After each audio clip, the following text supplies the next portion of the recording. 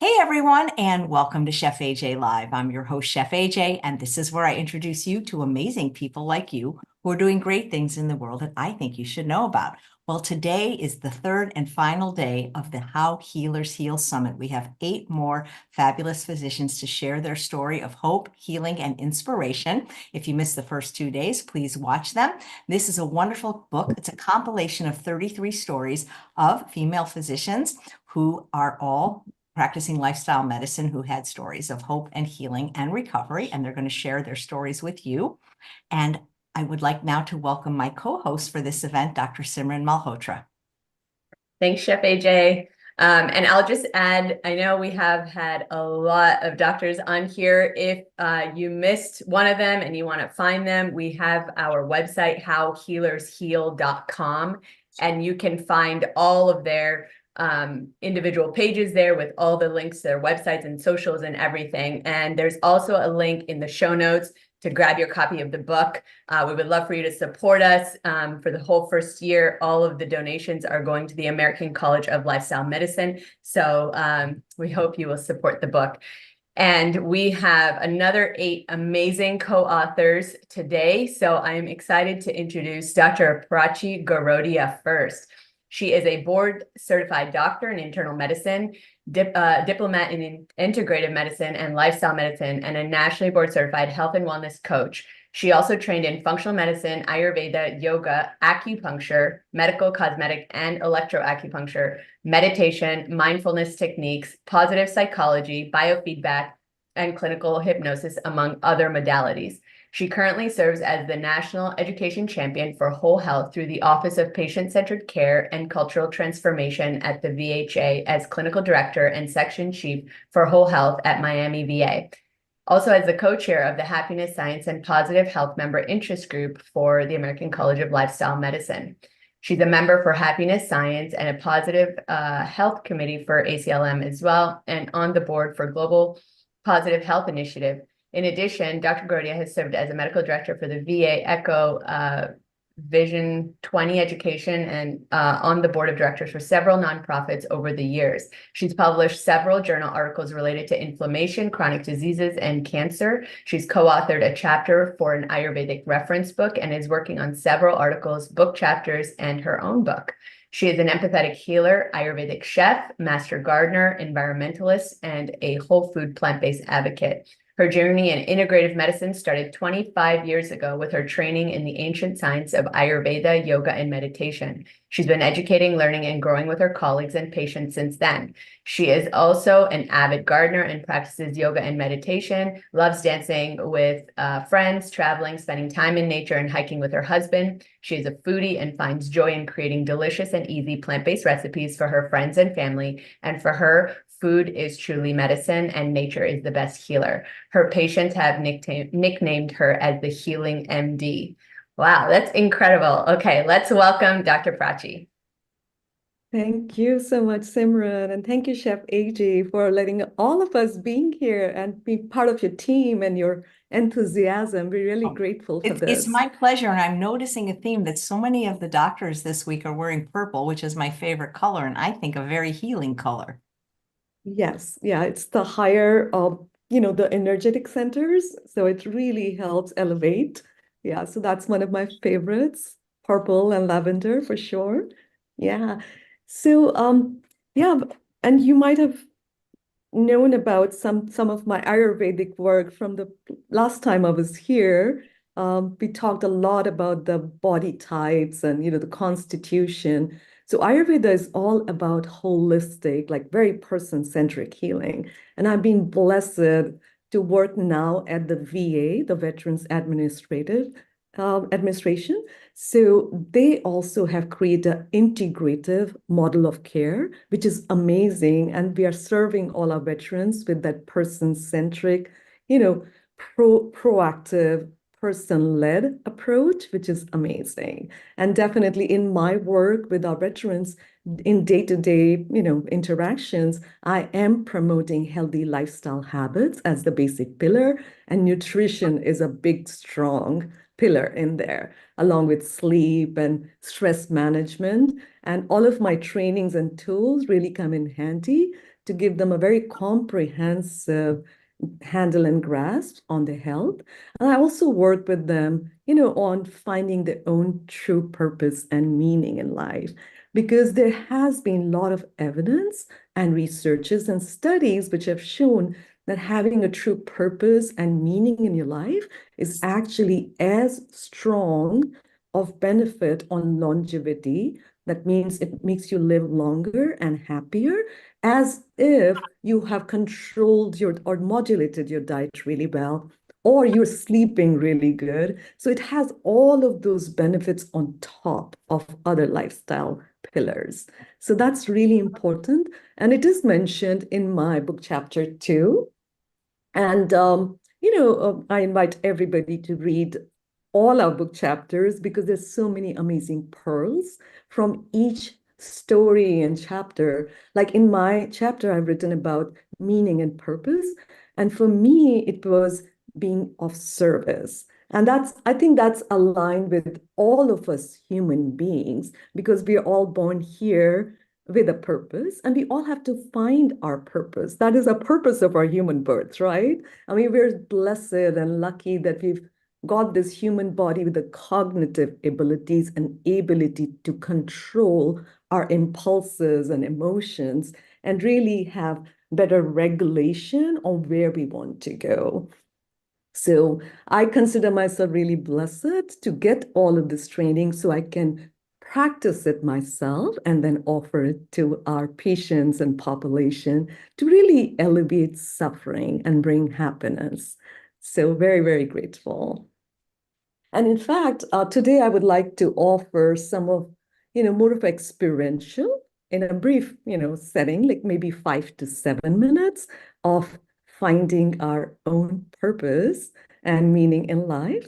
So it's the new year, the new start of the year. Most of our SMART goals or goals we have created for ourselves have sort of fallen off or on the back burner right now. But setting an intention is very different from setting a goal, because it aligns yourself with your true North Star. And I'd like to just share one slide, a couple of slides to show the evidence. Will that be okay? Please. Okay, wonderful. So let me go ahead and share.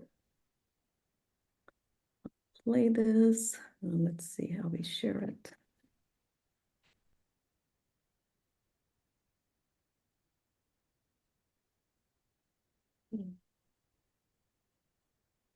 All right, might be difficult in my setting with my Zoom because I didn't practice it, but it's okay. Let me see. Yeah, it's always good to practice it before you start. Yeah, totally. Yeah, that's I okay. have enabled screen share, so what you need to do is click share screen. You have to have whatever you have to share already up on your desktop. Yeah. All right, so I'll try this and There we'll you go. see. Yes, It might that's have working.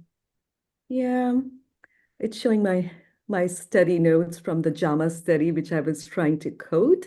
So there's a association between life purpose and mortality amongst US adults older than 50 years. And that's what they found. I already mentioned about, it decreases the risk of death as much as, compensated by better diet or, staying better active and all of that. But it also decreases strokes, heart attack, Alzheimer's, improves sleep, mood, sex life, mental health. Everybody wants that, right? And then increases the success of staying substance-free and seeking prevention. So it brings about that internal motivation, which is so lacking sometimes. Like we are trying to tell people, but they're not moving from inside. Or we are telling people or educating people about the benefits, but it doesn't get that inner calling. It doesn't feel like that it really matters to them. But finding your own purpose and aligning with your values and strength really brings about that shift. It also helps with improving your HDL, which is the good cholesterol, and then decreases inflammation and ramps up the DNA repair in the body. So I just wanted to share those benefits. And now I would like to invite everybody to just settle into your seats. as comfortable as possible. We have a lovely audience here on live and our co-presenters. So take a couple of nice deep cleansing breaths. Just settle in. If you want to lower your gaze to a softer gaze in front of you, or even close your eyes, that's perfectly fine.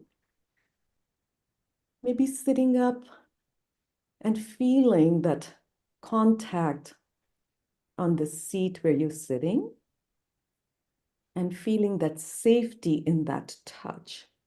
Or maybe even noticing your feet on the ground and feeling that support. Your hands and arms can be resting by your side, on your thighs, side of the chair, or any surface you're sitting on, so they feel supported too. Nice, deep cleansing breath at your pace, inviting all the goodness and the positivity from the universe and the blessings.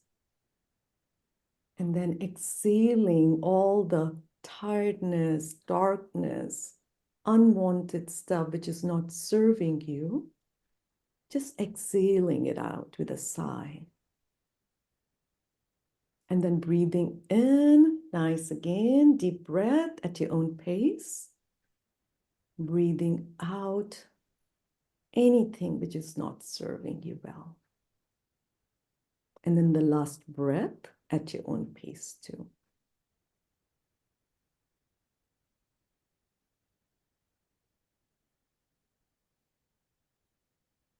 And I would invite you to bring your awareness now to the space around your heart or chest area.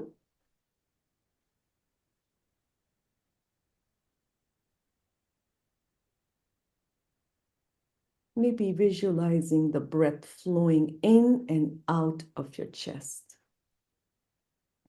Just a little deeper than you normally breathe.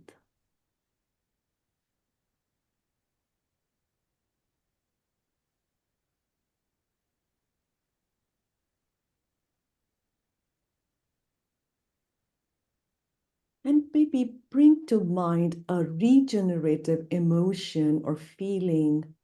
For example, love, compassion, gratitude, appreciation. One of those experiences or emotions or feelings which you might have had in your life before.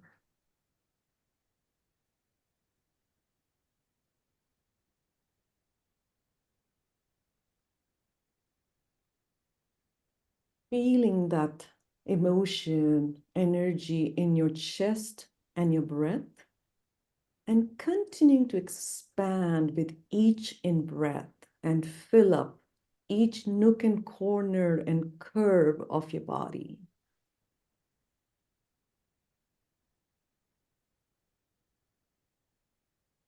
It can be in a form of light, any sensation, or just that feeling of that positive emotion expanding.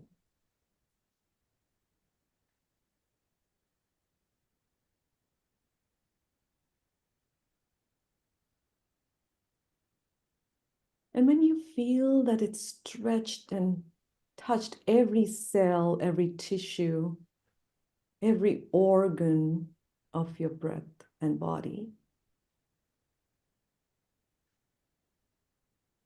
and has created a little quiet space within you,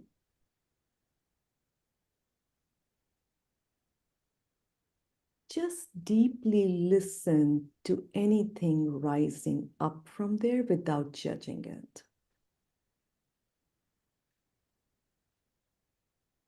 And maybe ask yourself a question. What really matters to me? What is important in my life?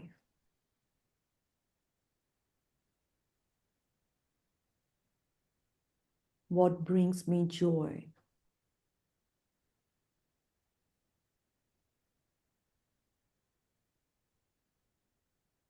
What are the values I really appreciate in my life?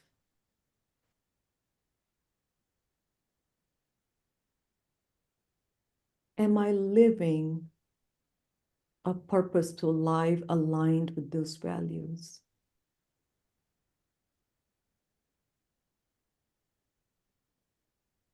What small step can I take to align myself better with my values?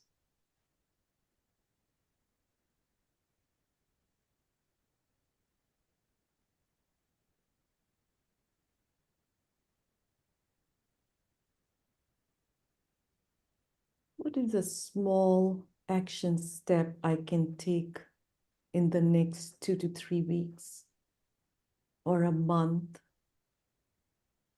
or over a few months or a year or so, which will help me move closer to my perfect vision of myself, that future self, which is really, really aligned with my values and strength.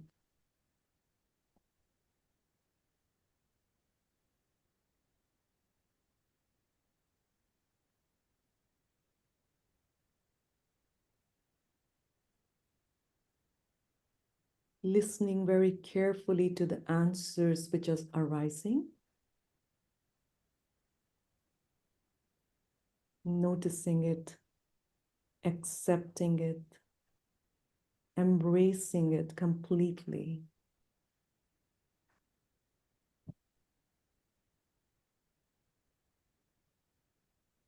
Letting the breath carry it to all of your cells and get it imprinted in every tissue.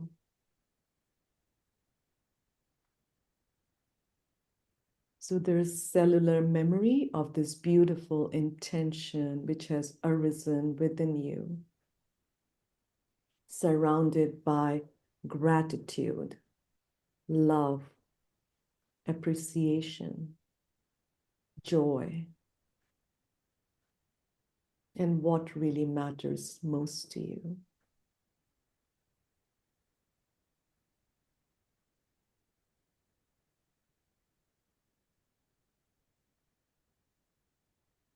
Just breathing that in.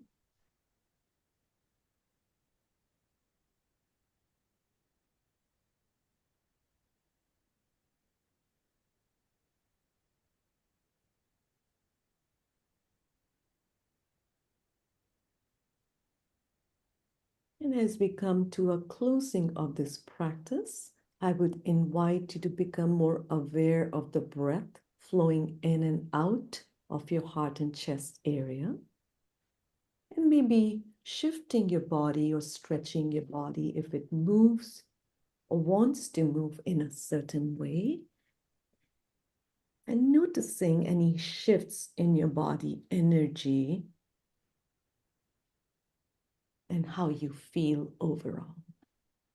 And very gently, when you are ready, opening your eyes if they were closed, or lifting them up and bringing all of our collective beautiful intentions for ourselves and our fellow human and other beings and a beautiful planet together in this shared space.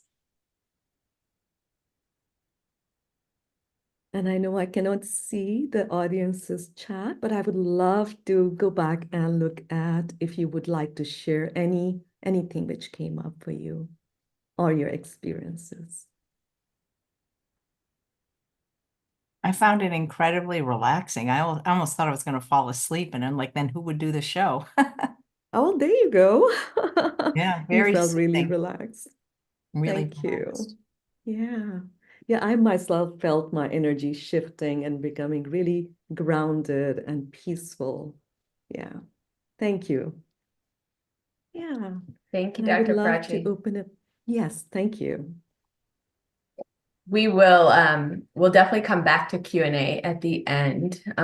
So we'll move on to our next speaker, Dr. Angelie Nakra.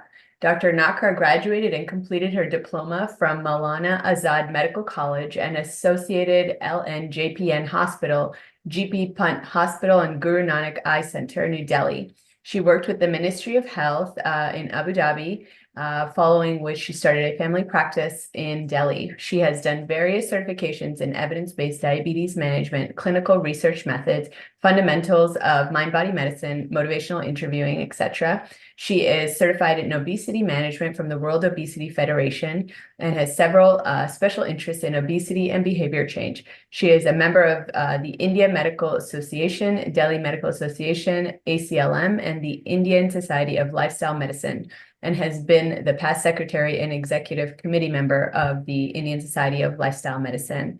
Thank you and welcome, Dr. Angelie. Thank you, Simran.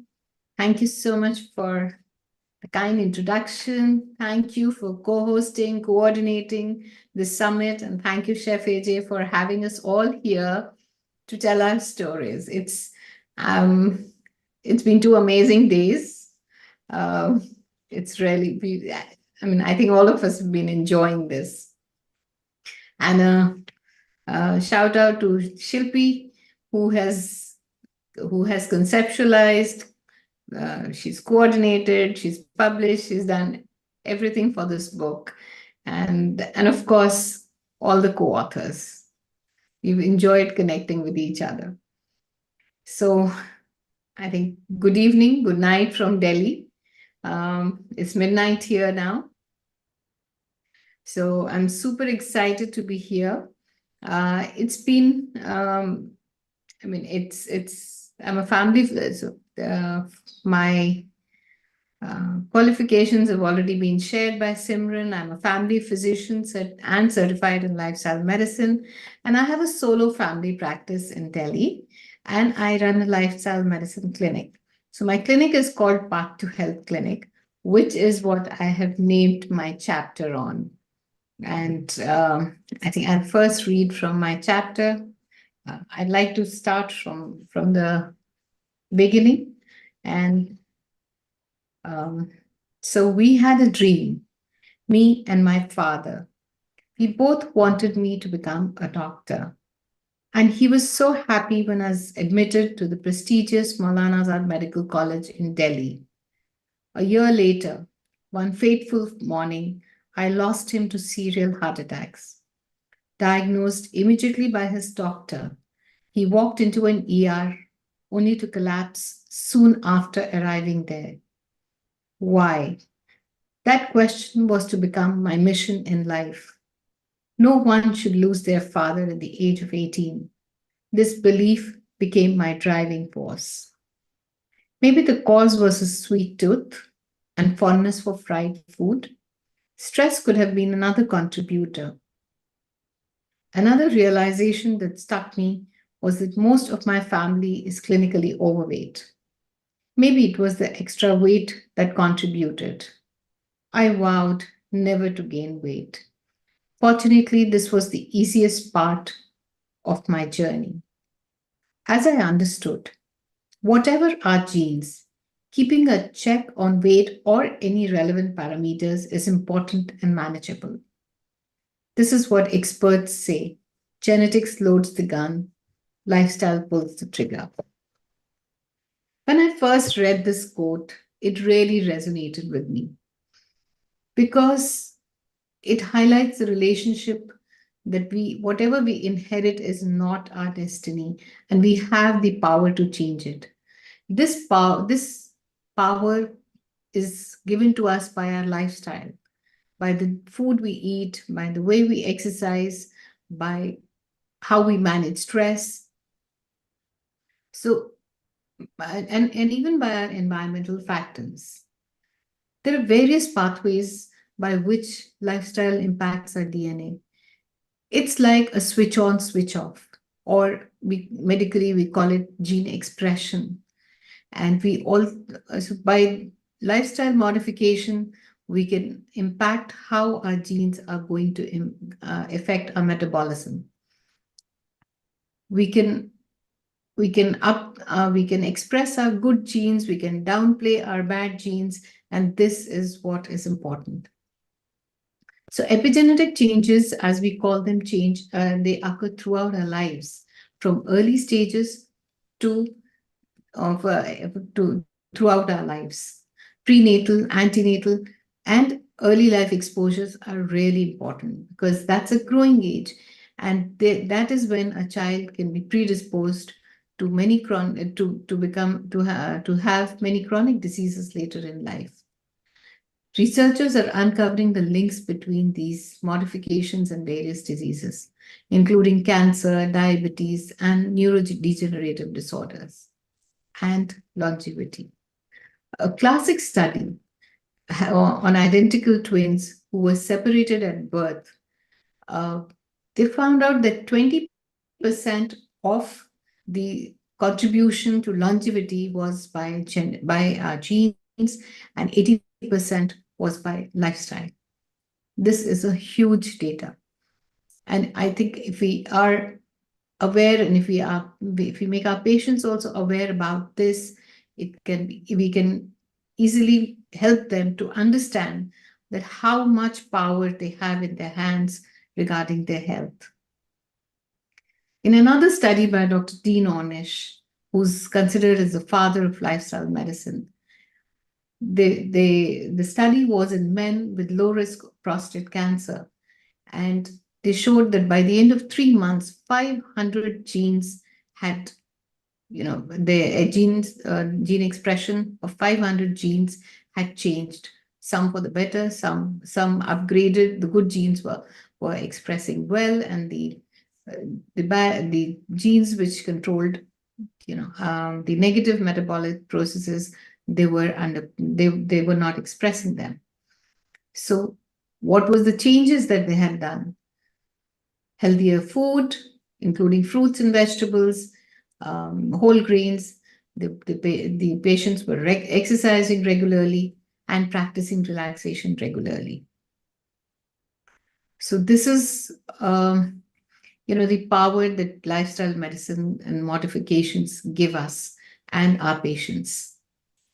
So I'd like to read another paragraph from my chapter now.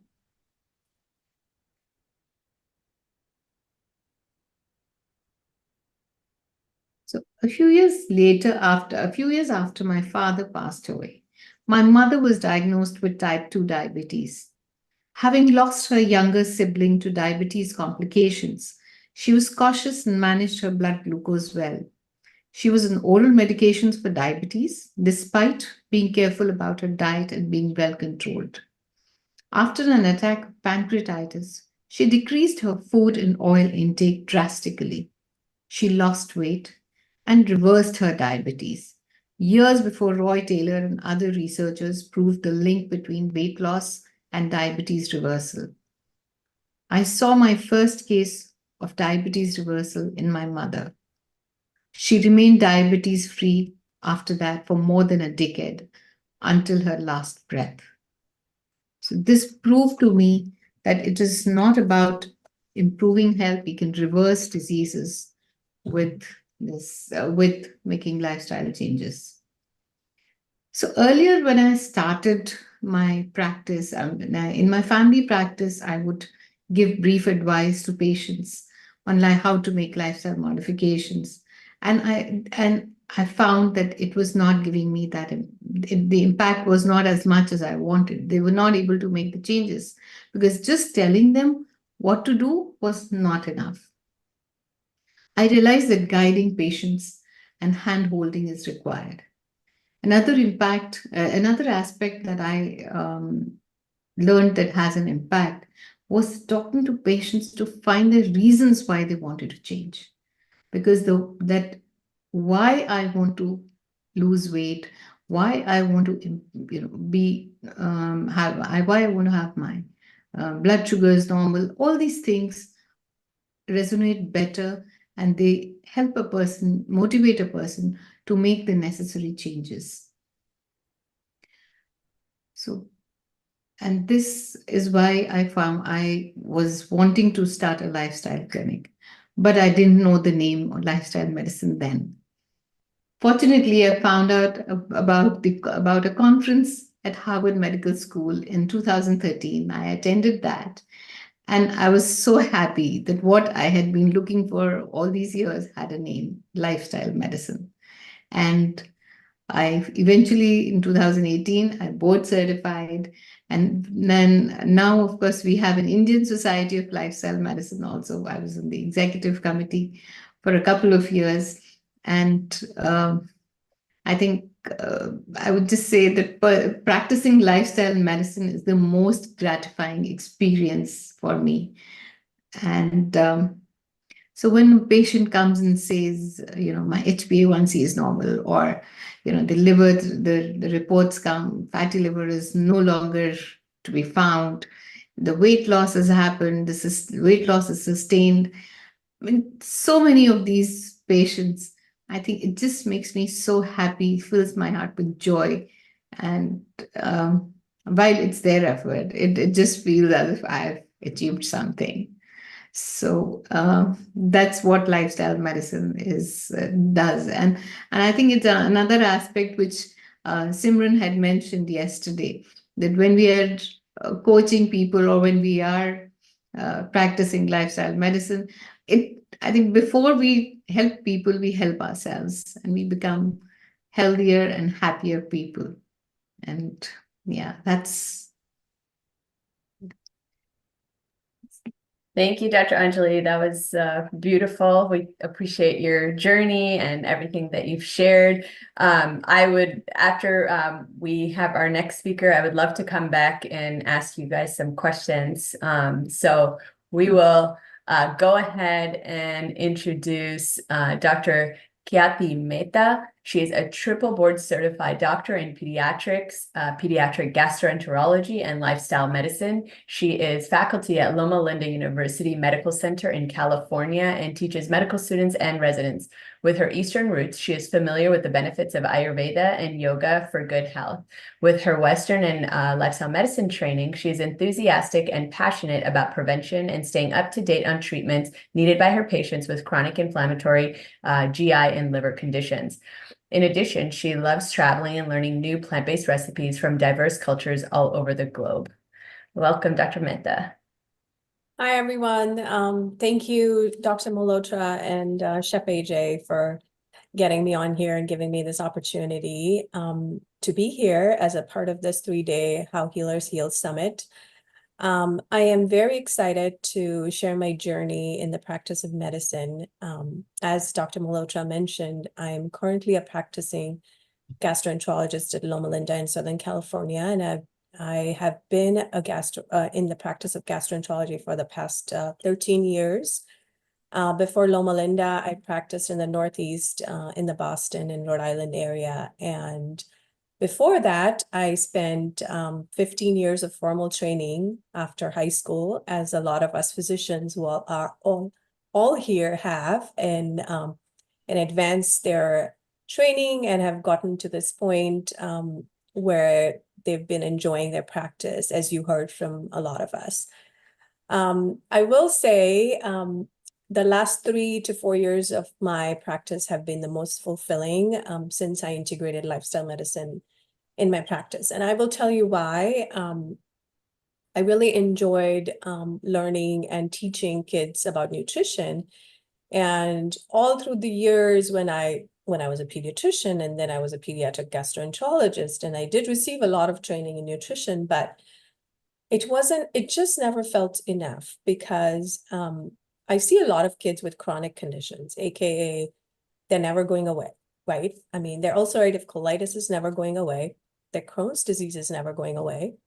Their celiac disease is never going away. And so it's very heartbreaking to see these kids miss school. And it just never felt enough to say, here, go take this medication and go on your life, And I always felt like I want to teach them more about diet. And I kept saying, like, eat healthy and eat this or eat nutritious food, until I practiced lifestyle medicine. And I kind of really made note of how my kids who ate more plants and vegetables flared less, versus how their gut microbiome was different, and how when I checked their stool, their inflammatory markers were much lesser than the kids who were on a lot of like pro-inflammatory foods that, you know, are, I'll just name a few, like red meat, you know, a lot of dairy. These are all pro-inflammatory foods that will promote inflammation in your gut, and your gut is everything. It's the largest organ in your body, just like your skin is. And so it was really important to change their gut health. And I can say that I am now, you know, well equipped, and have crafted my skill and art, if you will, over these years. And I'm here to talk about my chapter in this book, How Healers Heal. My chapter is chapter 16, and it's called Plant-Based Gut Health is a Crucial Factor in Controlling Chronic Gastrointestinal Inflammatory Conditions. So if you haven't already bought this book, you know, I hope that in the next 15 minutes, I can compel you to jump onto Amazon and buy this book, especially if you have a family member with, or a loved one, or a friend, or anybody that you know that you can help with chronic inflammatory GI conditions. So I'll spend the next few minutes reading a couple of paragraphs in this book, and I'll be happy to take questions at the end. So the first paragraph I would like to read is on page 193, if anybody is following this book. After fellowship, I enjoyed my practice and my patients. I continue to make different observations about diet, lifestyle, and exercise, and how they played a role in preventing flares or not of these chronic inflammatory gastrointestinal conditions that my patient population had. 80% of my patients felt that good nutrition was essential to their inflammatory bowel disease management, and about 40% believed that diet could control their symptoms.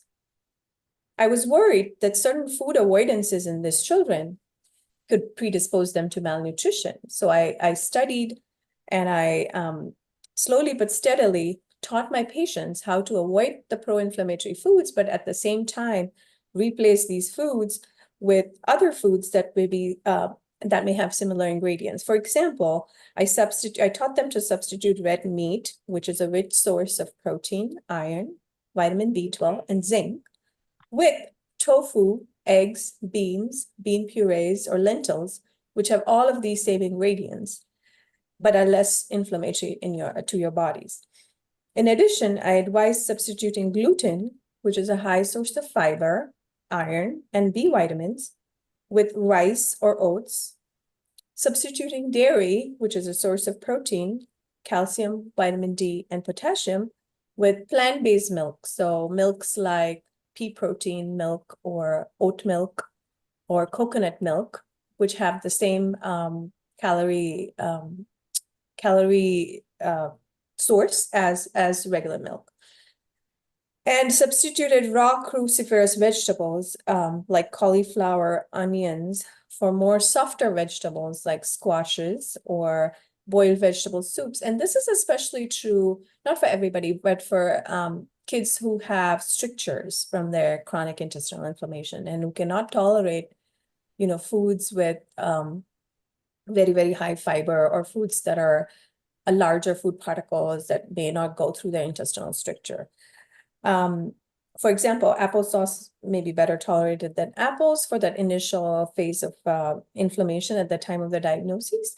And raw vegetables, fruits and smoothies may be better tolerated than raw vegetables.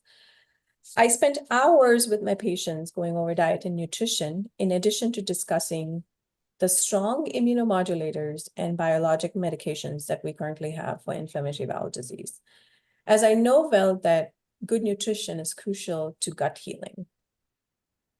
So, you know, as I mentioned, I've been able to help, you know, thousands of my patients, whether it's chronic inflammatory bowel disease or other metabolic conditions that I deal with, like insulin resistance or diabetes or obesity or pediatric obesity is almost 30% in this country. That's a staggeringly high number. And these kids are all going to have fatty liver disease, which is excessive fat deposition in the liver. and then ultimately lead to liver cirrhosis and liver failure at an early age. So it's really my mission to stop this and get all the kids to eat better.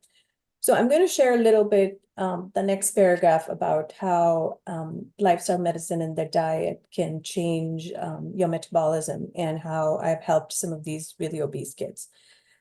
So while change is hard, and especially so at an early age, I've had some phenomenal results in obese children struggling to eat a healthier, unprocessed diet. A 16-year-old girl came to me terrified with the diagnosis of fatty liver disease. She was determined to lose weight and help her liver. She was addicted to soda after every meal and French fries 3 to 4 times a week. Her lipids, liver enzyme, and insulin levels were high. She was committed to a change, and with my action plan, with diet and exercise, she started eating better, lost 20 pounds, and was so happy to be running 5 times a week. Her liver enzymes normalized, and so did her cholesterol and triglycerides. So again, the pillars that I love the most among all of the pillars of lifestyle medicine are nutrition and exercise. Those are my favorite. And then I also like the social connections part, which is very important, especially in these little kids and their parents, to, you know, connect with other kids with similar conditions, connect with their doctors. You know, I'm their doctor merely at the time of diagnosis of the chronic condition. But after that, I consider myself as a coach and a guide to help them go through this challenges of school and college, and, you know, thrive as an adolescent and go into adulthood being healthy and with a good growth. And then lastly, I do have a minute, Dr. Malhotra? Yeah. Lastly, I would just like to sum up my chapter saying, why should we go plant-based? Because a lot of people ask me, like, you know, just because you promote plant-based, why should I eat plant-based? And why do you think plant-based is so important? Well, in addition to all the things that I already described, I would say a plant-based diet can reduce the number of medications needed to treat chronic disease, including improved digestion, sleep, general health, and sense of well-being. According to an analysis of risk factors from 1990 to 2010, the leading cause of death and disability in the US was a poor diet, which was low in fruits, vegetables, and nuts, and high in processed foods, which are rich in saturated fats. Research has shown that plant-based diets are rich in complex carbohydrates, fiber, and water, and lower in energy density. As a result, plant-based diets can cause increased satiety and increased resting energy expenditure, which in turn helps with weight loss, and you burn more calories, and healthy weight maintenance. Vegetarians have half the risk of developing diabetes than non-vegetarians. Some of the benefits to the environment are also water conservation, reduced greenhouse gas emissions, and the carbon footprint of humans, decreasing overall waste pollution, and an overall improvement in world hunger. So I will end by saying this, and I hope I've made a positive impact here, and I hope you know, you can reach out to me, and feel free to reach out to me at either in person at Loma Linda in Southern California, or online on my LinkedIn or Instagram. I'm called the Green Gut Doc on Instagram, and I'd be happy to hear from anybody who I can help. Thank you so much for your attention. Thanks, Dr. Mehta. So while we wait for Chef AJ to see if we have any questions from our audience, we can find all our amazing authors on our website, howhealersheal.com. We all have our own pages, and all our links are there if you can't remember it when everybody is saying them. And yeah, the link for the book is in the show notes as well. Absolutely. And I just want to remind everyone, it's what I think is such a cool feature about this book is the QR code, because we don't have room in the chat or the show notes to put everybody's socials and information, but you can just scan it right there. So that's pretty cool. You know, the Dr. Loma Linda is my favorite place. I used to live near there. So you probably know a lot of the people I know. Like, do you know Dr. Wayne Dysinger, for example?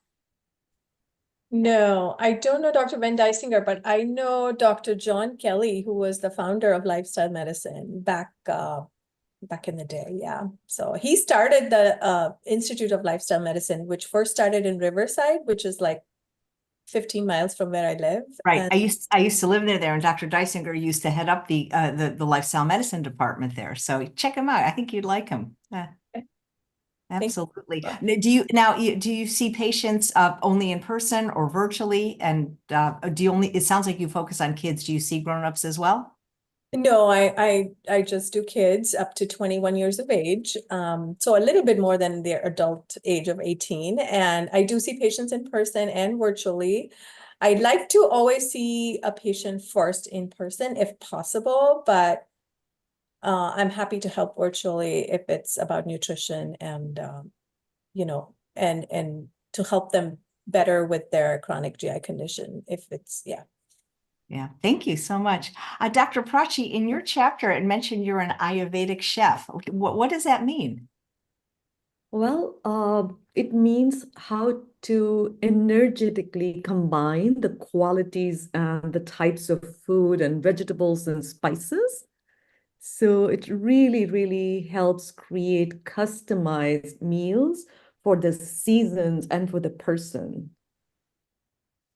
Dr. Nice. Prachi, are there any, if someone was just getting started with plant-based cooking, is there any like your go-to spices that people should get to give them kind of the best benefits in general for health? Do you have any go-to spices? Oh my God. Yeah. Oh my God. I love every kind of spice, but my go-to golden spice is turmeric because it's one of the best anti-inflammatory herbs on this planet. And it's so beautifully medicinal and it turns everything golden yellow. So you have to be careful on how much you put in. And the typical dose for preventive purposes, around half a teaspoonful a day of powder. And you can put a touch in your smoothies or your soups or whatever. If it's more of a treatment modality, like for arthritis or other joint or tissue inflammation, then obviously the dose is higher. And it's best to work with a lifestyle-based physician or functional medicine or integrative MD on that. It can range from a heaped teaspoonful to higher dose, or even in capsule form, so the different doses for that. So that's one. And to bring in flavors and others, like I have great ones like cumin and cinnamon and cloves and, so really good. Ginger, oh my God, that's another one. I just love spices. Yeah, they make food that I always tell everybody, it's not really about what you're eating, it's the way you spice it and season it. That's what makes it tasty. So you don't need all the fat and the oil and all the stuff that you get in the restaurants outside. If you spice and season your food well at home, it's going to taste really good. I know that when we were talking offline, you mentioned that you are working on some workshops. So can you tell us briefly about them and who can join? Yeah, sure. Yeah. And these will be virtual workshops, a series of several sessions with live, virtual and recorded, prepackaged. And really, goal is to optimize and boost your metabolism and let go of things which are not necessary or needed by your body, mind, and spirit. So it's like a real whole person-centered healing, utilizing a lot of the modern cutting edge evidence-based stuff, also combining with the ancient wisdom. So we will combine a lot of like the ancient meditative practice, some of the heart opening practices. There is a practice in the tenets of yoga, which is ahimsa, which is non-violence. And that's where whole food plant-based diet idea originally comes from, that you're not hurting or killing anybody. But it goes beyond that too. So in the way of, if somebody is on their own path and journey, you're not forcing them, you're not hating them, you're not like disliking them, you just respect them for where they are and just provide your education and still have compassion in your heart for them, to let them find their own purpose and meaning and the true values in life to align with. So all of that bigger picture and the love for every being and for a beautiful planet, all of that will be in the workshop too. That's beautiful.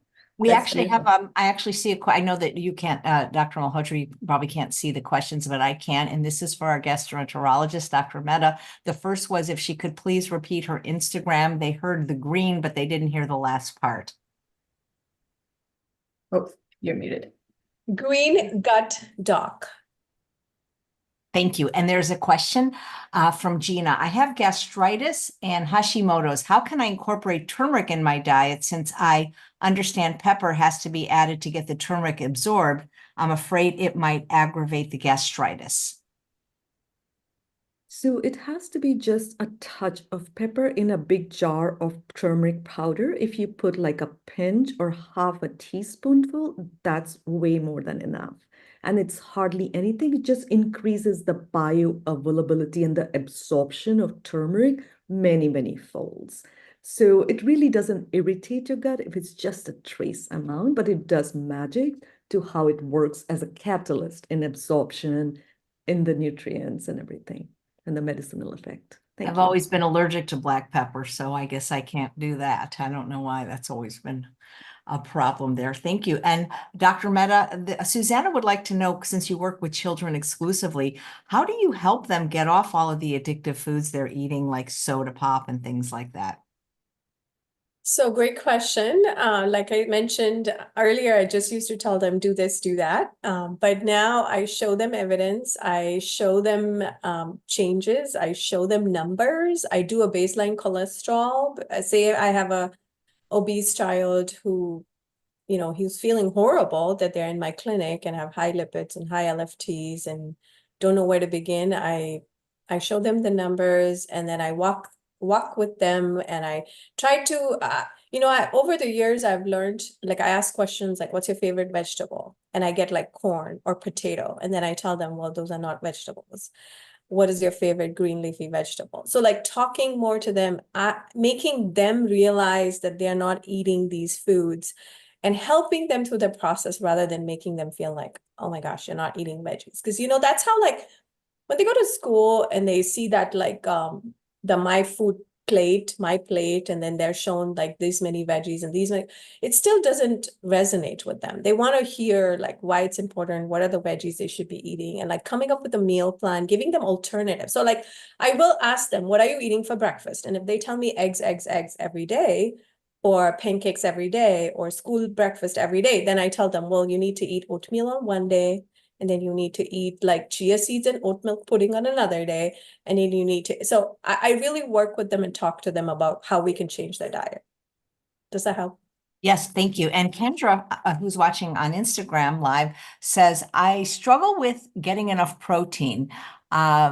Beans and tofu and nuts make me feel bloated and full, and with a history of anorexia, it's tough. So I don't eat any beans or legumes, and I don't eat any nuts, and I seem to get enough protein. So I think there's other things that have protein than beans and nuts, but I'll let you address that.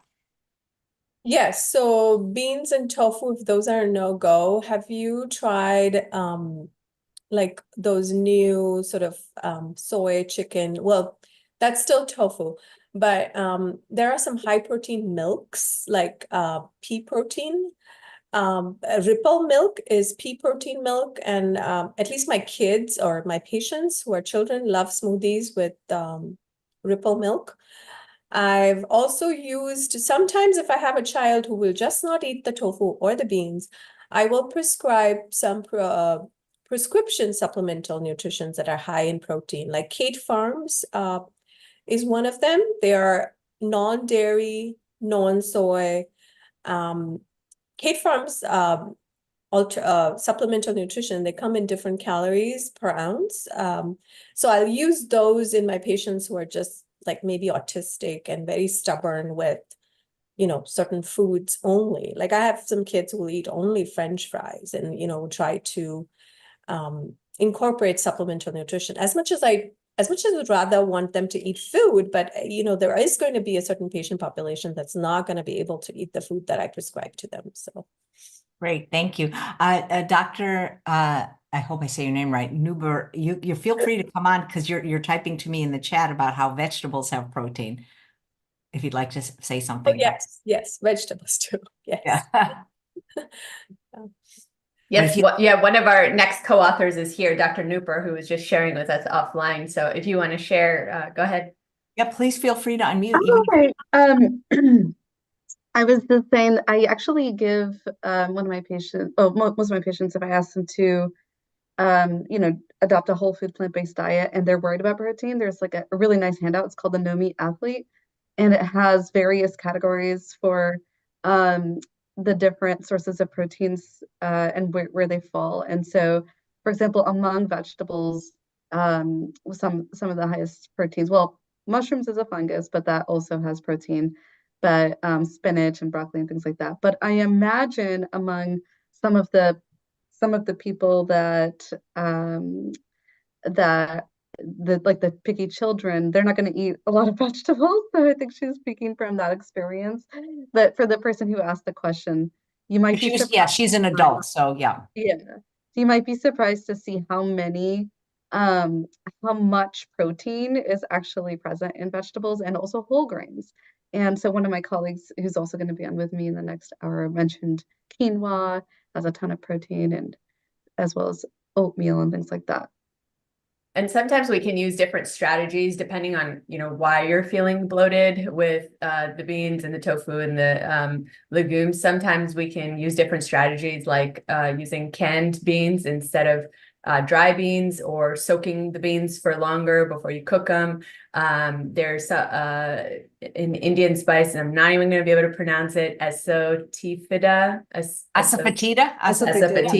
Yeah, we can add that, and that can help with the digestion. And then you can also get sprouted, like sprouting the lentils. That can also help with digesting. But if you're someone that just doesn't tolerate beans that well, I would start with a very gentle lentil, like a red lentil. It's much easier to digest than beans. So those are just some tips, if that helps. I love that, a gentle lentil. And one of the live viewers is saying, what are some of the meals that you found kids have responded to, their favorite meals when you're trying to get them to eat more vegetables or more plants or healthier?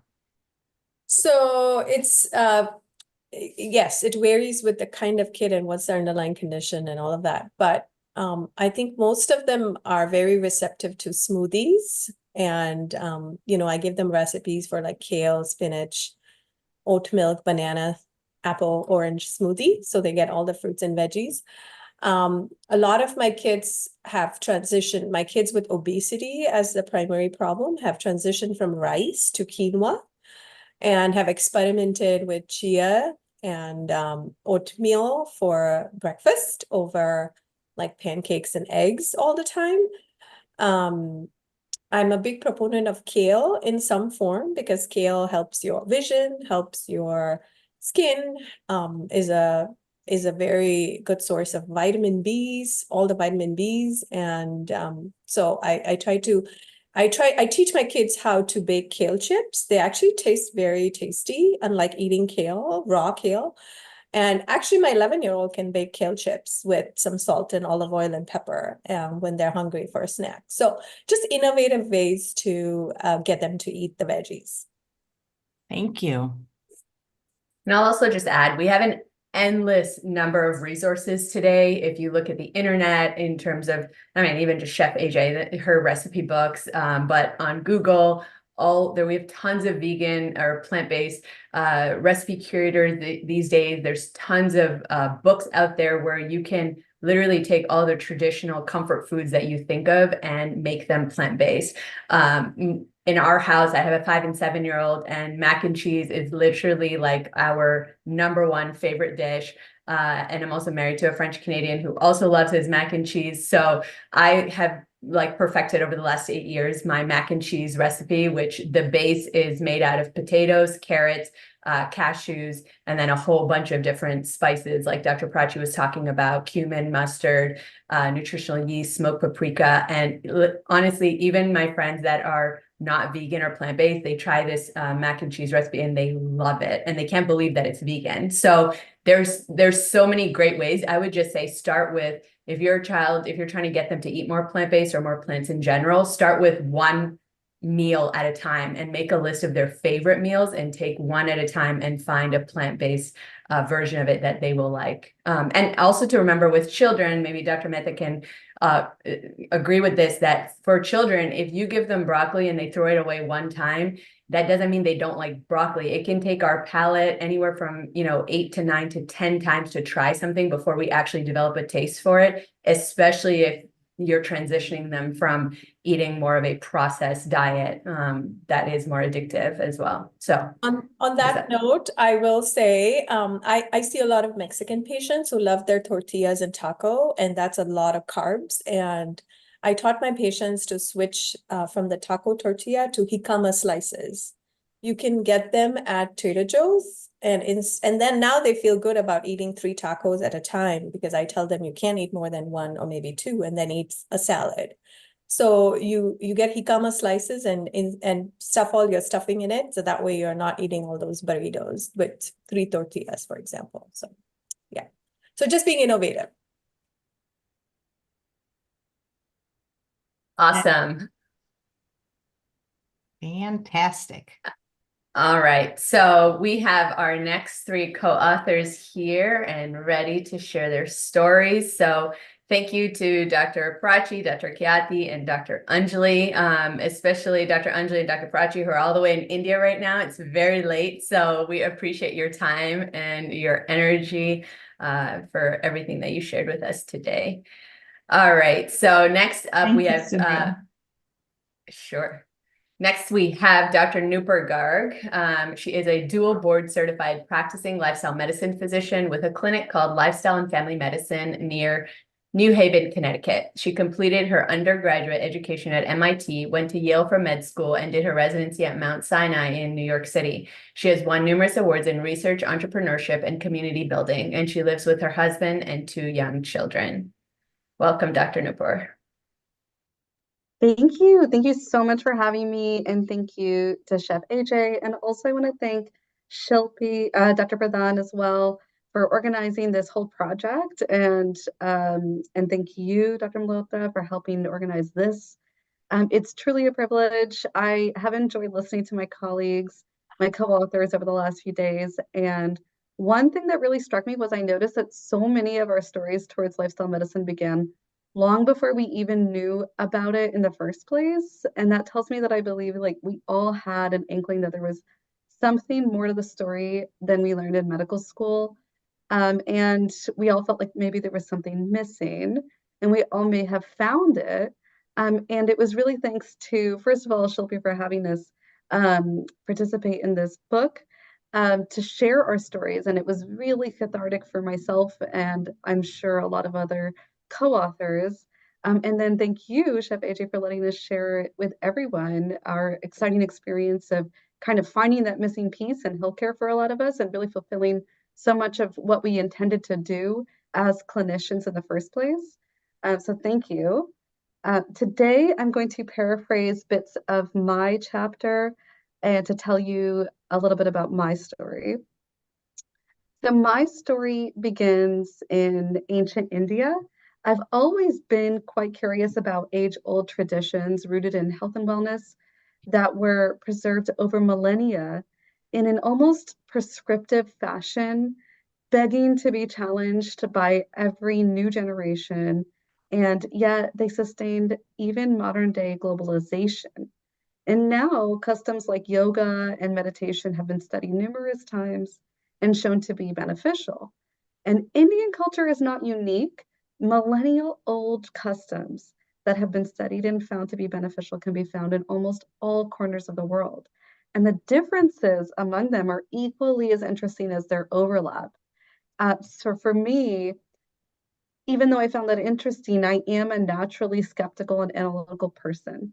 So even though I loved to learn about the various cultural health and wellness customs, if I was going to change, I needed a little bit of evidence. And it wasn't until my son was born and started eating solids that I decided to research what evidence even existed in nutrition. And this was well after medical school. I hadn't learned that, and not thinking I would find anything, I was shocked to learn about the entire field of lifestyle medicine. And I was immediately drawn to it. And since then, lifestyle medicine has helped me fulfill so many of my goals, not only as a mother, but also in personal health and also my career goals. And I think you've heard a lot from my co-authors and my colleagues about their amazing personal health journeys and the journeys they've taken with their patients and their communities. I wanted to focus on how lifestyle medicine helped me achieve my career goals and my time with you. And so the first thing was I changed my entire practice of medicine to be lifestyle medicine centered. I am a board certified emergency physician, and I first started practicing lifestyle medicine with my patients in the emergency department. And I know I've heard Chef AJ speak about kind of that moment where you realize that things have to change. It's like that trigger moment. We do learn about that in lifestyle medicine as well. It's a great time to capture a captive audience already about what they can be doing to sort of like prevent them ending up in the emergency department with whether it's a heart attack or a fracture or what have you. And basically that becomes the impetus for change. And I started looking for those, and patients were ready to hear that. Before I did my certification in lifestyle medicine, I didn't have the tools to educate them. And afterwards, it was like night and day. I had a completely different relationship with my patients, and they loved it and they wanted more.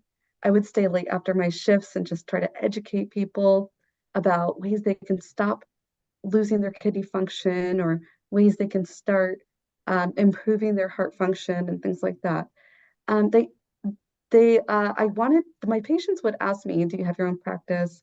I didn't, obviously. I did try to start a clinic at the institution I was working with at the time, but they were moving too slowly for me. And so I opened up my own practice modeled after Dr. Dysinger's practice, like you had mentioned.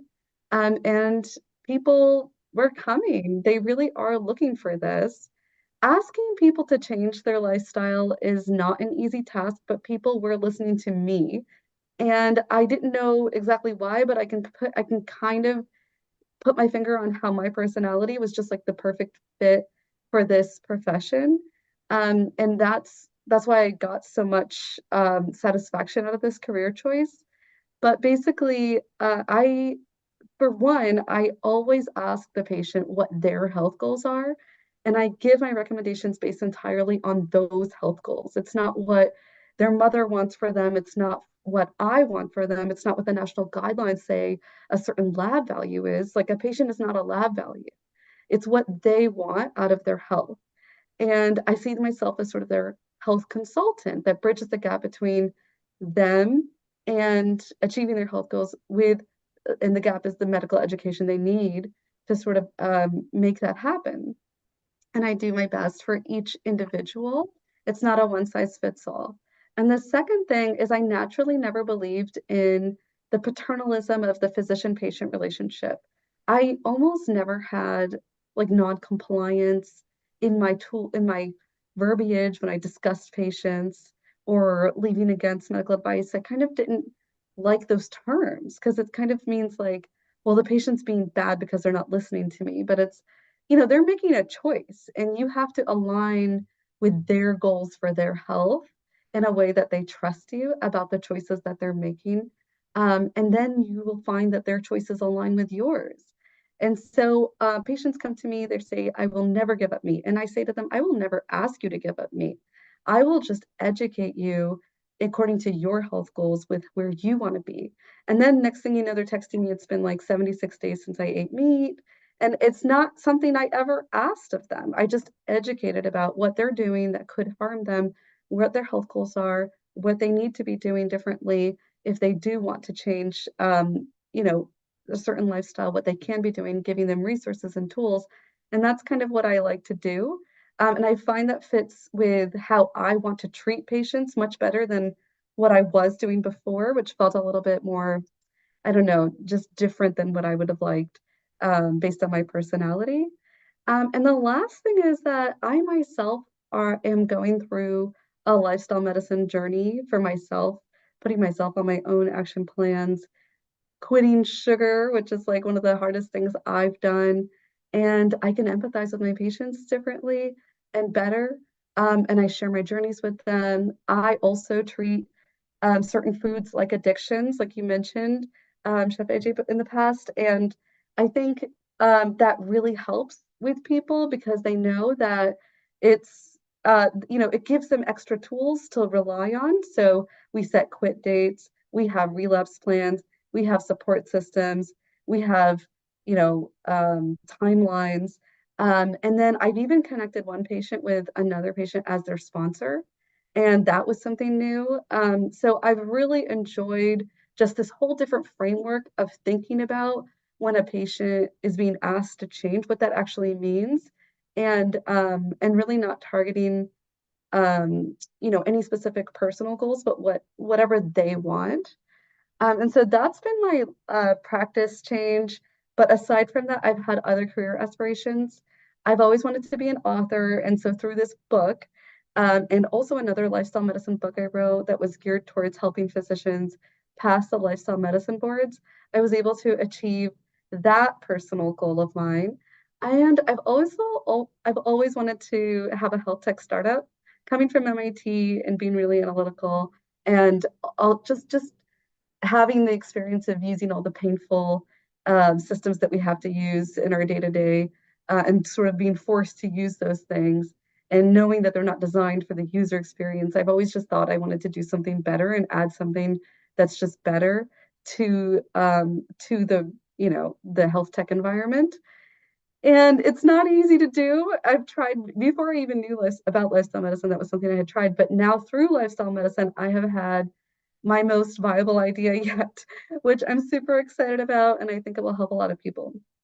So overall, it has been a very huge privilege of mine to be among my colleagues and co-authors who can call themselves lifestyle medicine physicians. And I really appreciate the opportunity you gave us today to share our stories and hopefully help more people learn about this field and learn about ways that they can improve their health and nutrition and wellness and achieve their health goals.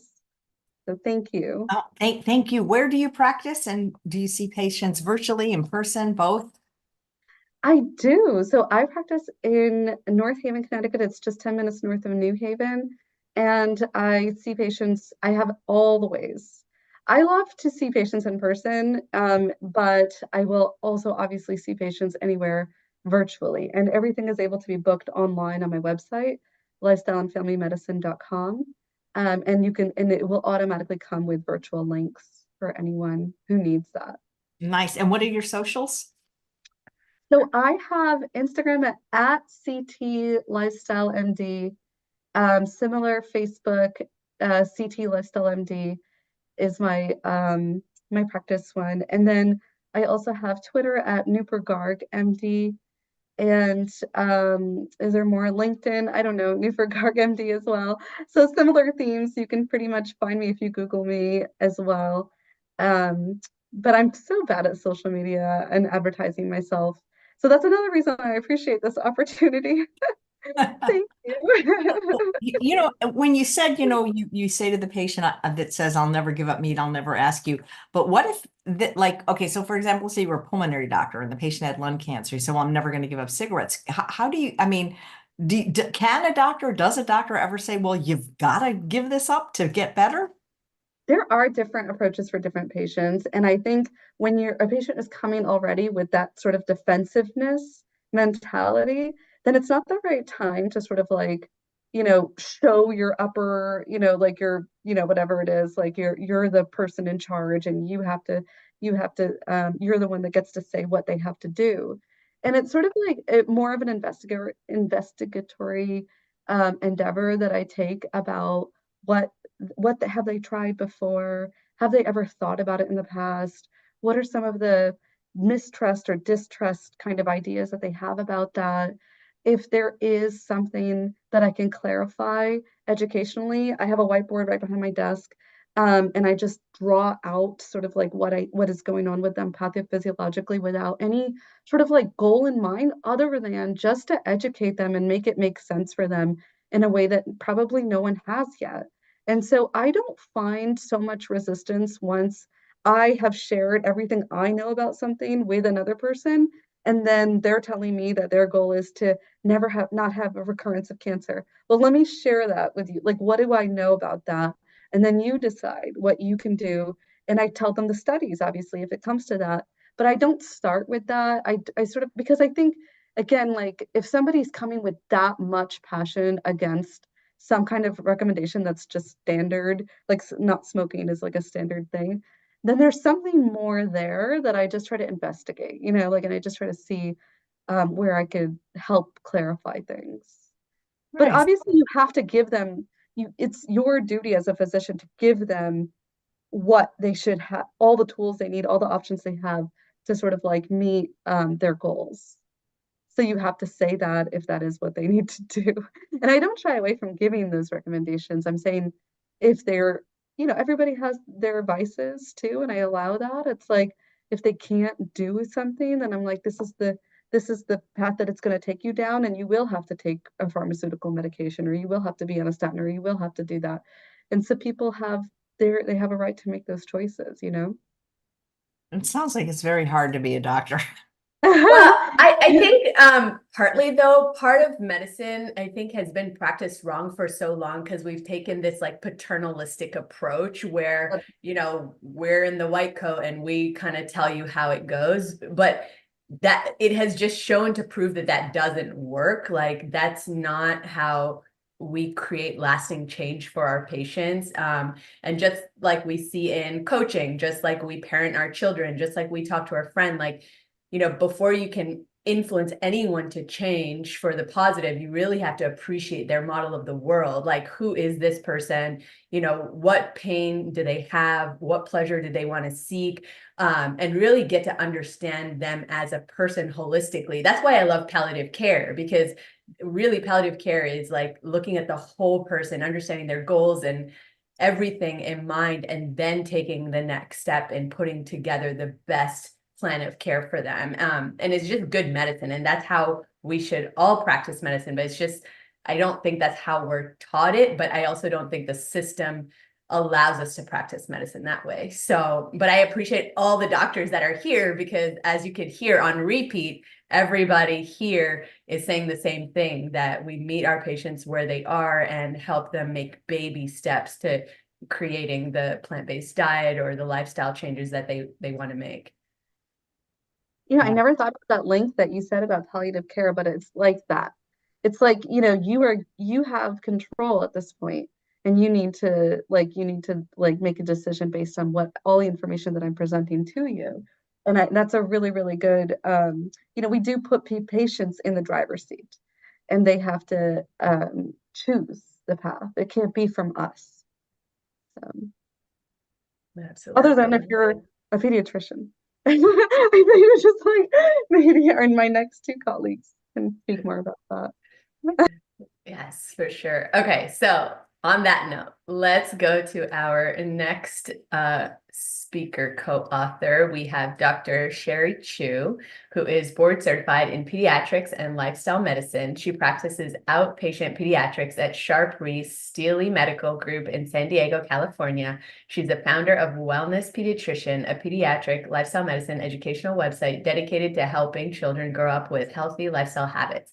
She's also the founder of Dr. Mom's Lounge, a membership designed to help women physicians take the busy work out of momming so they have time for what matters most to them.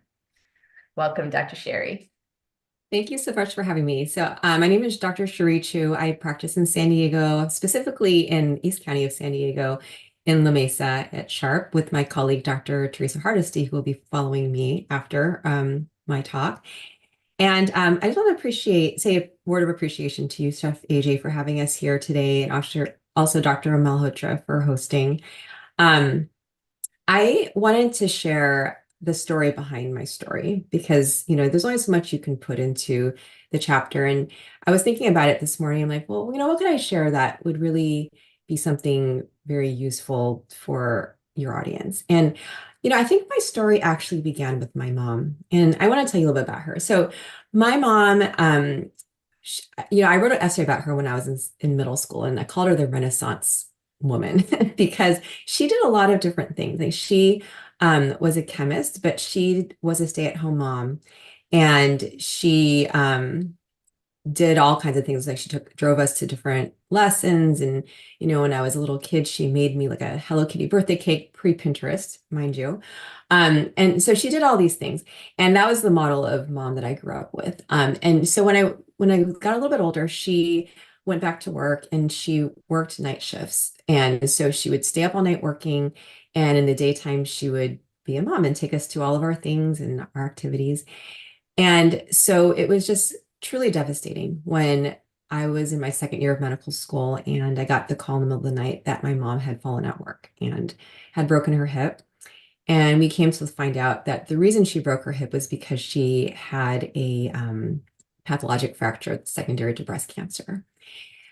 And, being in medical school at that time, you know a little bit more than you would have pre-medical school, but you just don't know enough yet. And I remember being at the airport looking at my pathology textbook, which is one of the classes I was in at that time, and seeing what the life expectancy was for someone who was diagnosed at stage 4 cancer, and it wasn't good. And so that was sort of what colored a lot of the next few years of my life. And but my mom always had a positive attitude and she lived her life. People at work didn't even know she had cancer. She didn't tell anybody and she just still worked and still did her thing.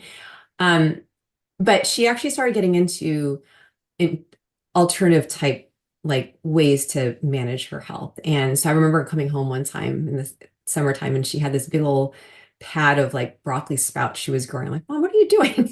This is before I knew anything. This is like early 2000s. And, so I think she had heard that broccoli sprouts had antioxidant qualities. And so she was doing whatever she could to maintain her health. So my mom actually survived beyond what my textbook said and enjoyed those last 11 years of her life. And so that was actually the beginning of my story. And in the book, my chapter, I began the story of I had just lost my mom and then had a set of twins, gave birth to them less than a year after she passed away. And so that was definitely a setup for being burned out because I was there working, full time as a pediatrician. And, well, before I went back to work, I was home with my children for 4 months. And it was, I was trying to do all the mom things to perfection, as many of us in medicine, many of us are perfectionists, I will say. And so those early days of my kids' childhood, they having twins as newborns, no joke. They were like sleeping was not happening, barely. But also when you are trying to breastfeed and having not the best success at doing that, and trying to do all of that, and what it came down to is I try to do everything. And I told my husband, I'm like, I have to teach them to breastfeed. And, we can't give them the bottle yet. And I need to do this myself. And, he tried all the ways to help me, but I wouldn't let him until finally one day I really had a very, very bad day. I remember this, my kids are 10 days old. And I tell the story to my newborn patients because, I want them to know that I'm human too. And so that was the day that my husband said, you need to let me help. And we came up with this was his plan. He came up with the whole schedule. Like he took the evening shift. I went to sleep. I got a good 4-hour block of sleep. And then I took the next shift and it worked. And I felt so much better. And so that was just like the very beginning of like one small thing that I did that was taking care of myself. But again, I didn't know anything about lifestyle medicine at this point. I was still very much trying to do everything. My kids got a little bit older. I was working full time. Trying to do the mom things the way my mom did the mom things, making like the Hello Kitty cake and all that. That was like the level of expectation I set for myself. And so that was definitely a path for burnout because, I'm trying to work full time, trying to be like a mom, like the way a full-time mom is like a mom. And, and I don't know if any of you in the audience is in this situation, but I want you to know that you don't have to do everything. And that was a lesson that I had to learn. So in any case, when my kids were younger, I went to a conference called Healthy Kitchen, Healthy Lives. And, mind you, I didn't really know how to cook prior to this point because, my mom did cook when we were growing up, but she would always ask me to come to the kitchen, learn how to cook. And I would always just tell her, no, I got to study. And I never learned. And so by the time I was a mom, I'm like, I don't want my kids to eat the same frozen foods that I'm cooking for myself. And when I went to that conference, I learned some basics of cooking and learned how important it was for cooking and how important our nutrition was for our health. And that was kind of like my gateway, I guess, into lifestyle medicine. And And so fast forward, I actually heard about lifestyle medicine, and I was like, oh, this is all the stuff that I totally believed in, actually in like a specialty of medicine. And like right away, as soon as I heard about it, I got certified the same year. And I did it with the intention of like learning how to like learn about how to teach my patients about healthy lifestyle habits. And so I did it really for my patients and to improve my practice of medicine. What I didn't expect is how much it would help me, because when you are a lifestyle medicine practitioner, they really encourage you to walk the walk, meaning like you need to practice those pillars of lifestyle medicine. So I had already cleaned up my eating quite a bit once I'd gone to that initial like Healthy Kitchens, Healthy Lives conference, but I did even more. I started prioritizing sleep more. And, but as probably many of the speakers here will say, that like having like the ultimate like lifestyle habits is still a work in progress in many, many ways. And so it's something I still continue to work on all the time. But what I've come to learn is that, it's so important for us to take care of ourselves. Like, and specifically when I'm talking to you as parents, like taking care of yourself, just like you put your oxygen mask on the airplane before, if you're in a fortunate situation where the oxygen masks come down, like you got to put on yourself first before you put on your kids, right? And so when you practice like healthy lifestyle habits for yourself, it helps you to become a better parent for your children. And so I focus on that a lot in my practice with my patients. And, I have little talks I give to my parents and kids, at different ages and stages. And so one of the first ones I do is for my newborn parents about 2 weeks of age. I talk to them about like, how do you teach your baby to be a good sleeper? Because, not only is it important for the child to learn how to sleep well and learn the skill of sleep, but also it is important for the parents to learn, right? Or to be able to get good sleep for their own health and for their own mental wellness. So that's one of the ways that I kind of practice lifestyle medicine in my medical practice. And then as kids get older, this is kind of a topic that you guys had touched on with Dr. Mehta, but is also talking about like, how do you teach kids to eat healthy? And for, the patients I have right from like babyhood, we talk about introducing green vegetables really early on when they're starting solids. But for the kids that I get from other places who are already eating a certain way when I get them, then the strategy is different because, you can't just like put a bunch of stuff in front of the kids' plate they've never seen before and it's totally foreign and say like, eat this, because it's not going to happen. And so, sometimes I'll employ strategies such as like food chaining, where you take something that's very familiar and you make small changes to it step by step by step until it's something that it's a little healthier and that they're already used to and it's familiar to them. I have a recipe on my website on wellnesspediatrician.com about my tofu bolognese recipe. And, I talk about how I transitioned from my original recipe, which had like pork sausage and ground beef, and how I changed that eventually to like turkey and ground chicken. And then I changed that eventually to tofu and ground chicken. And then eventually my final destination was it's now tofu and veggies that I have in the recipe. And so that's one way that you can take a recipe for something that you make regularly and turn it into something that's maybe a little bit healthier.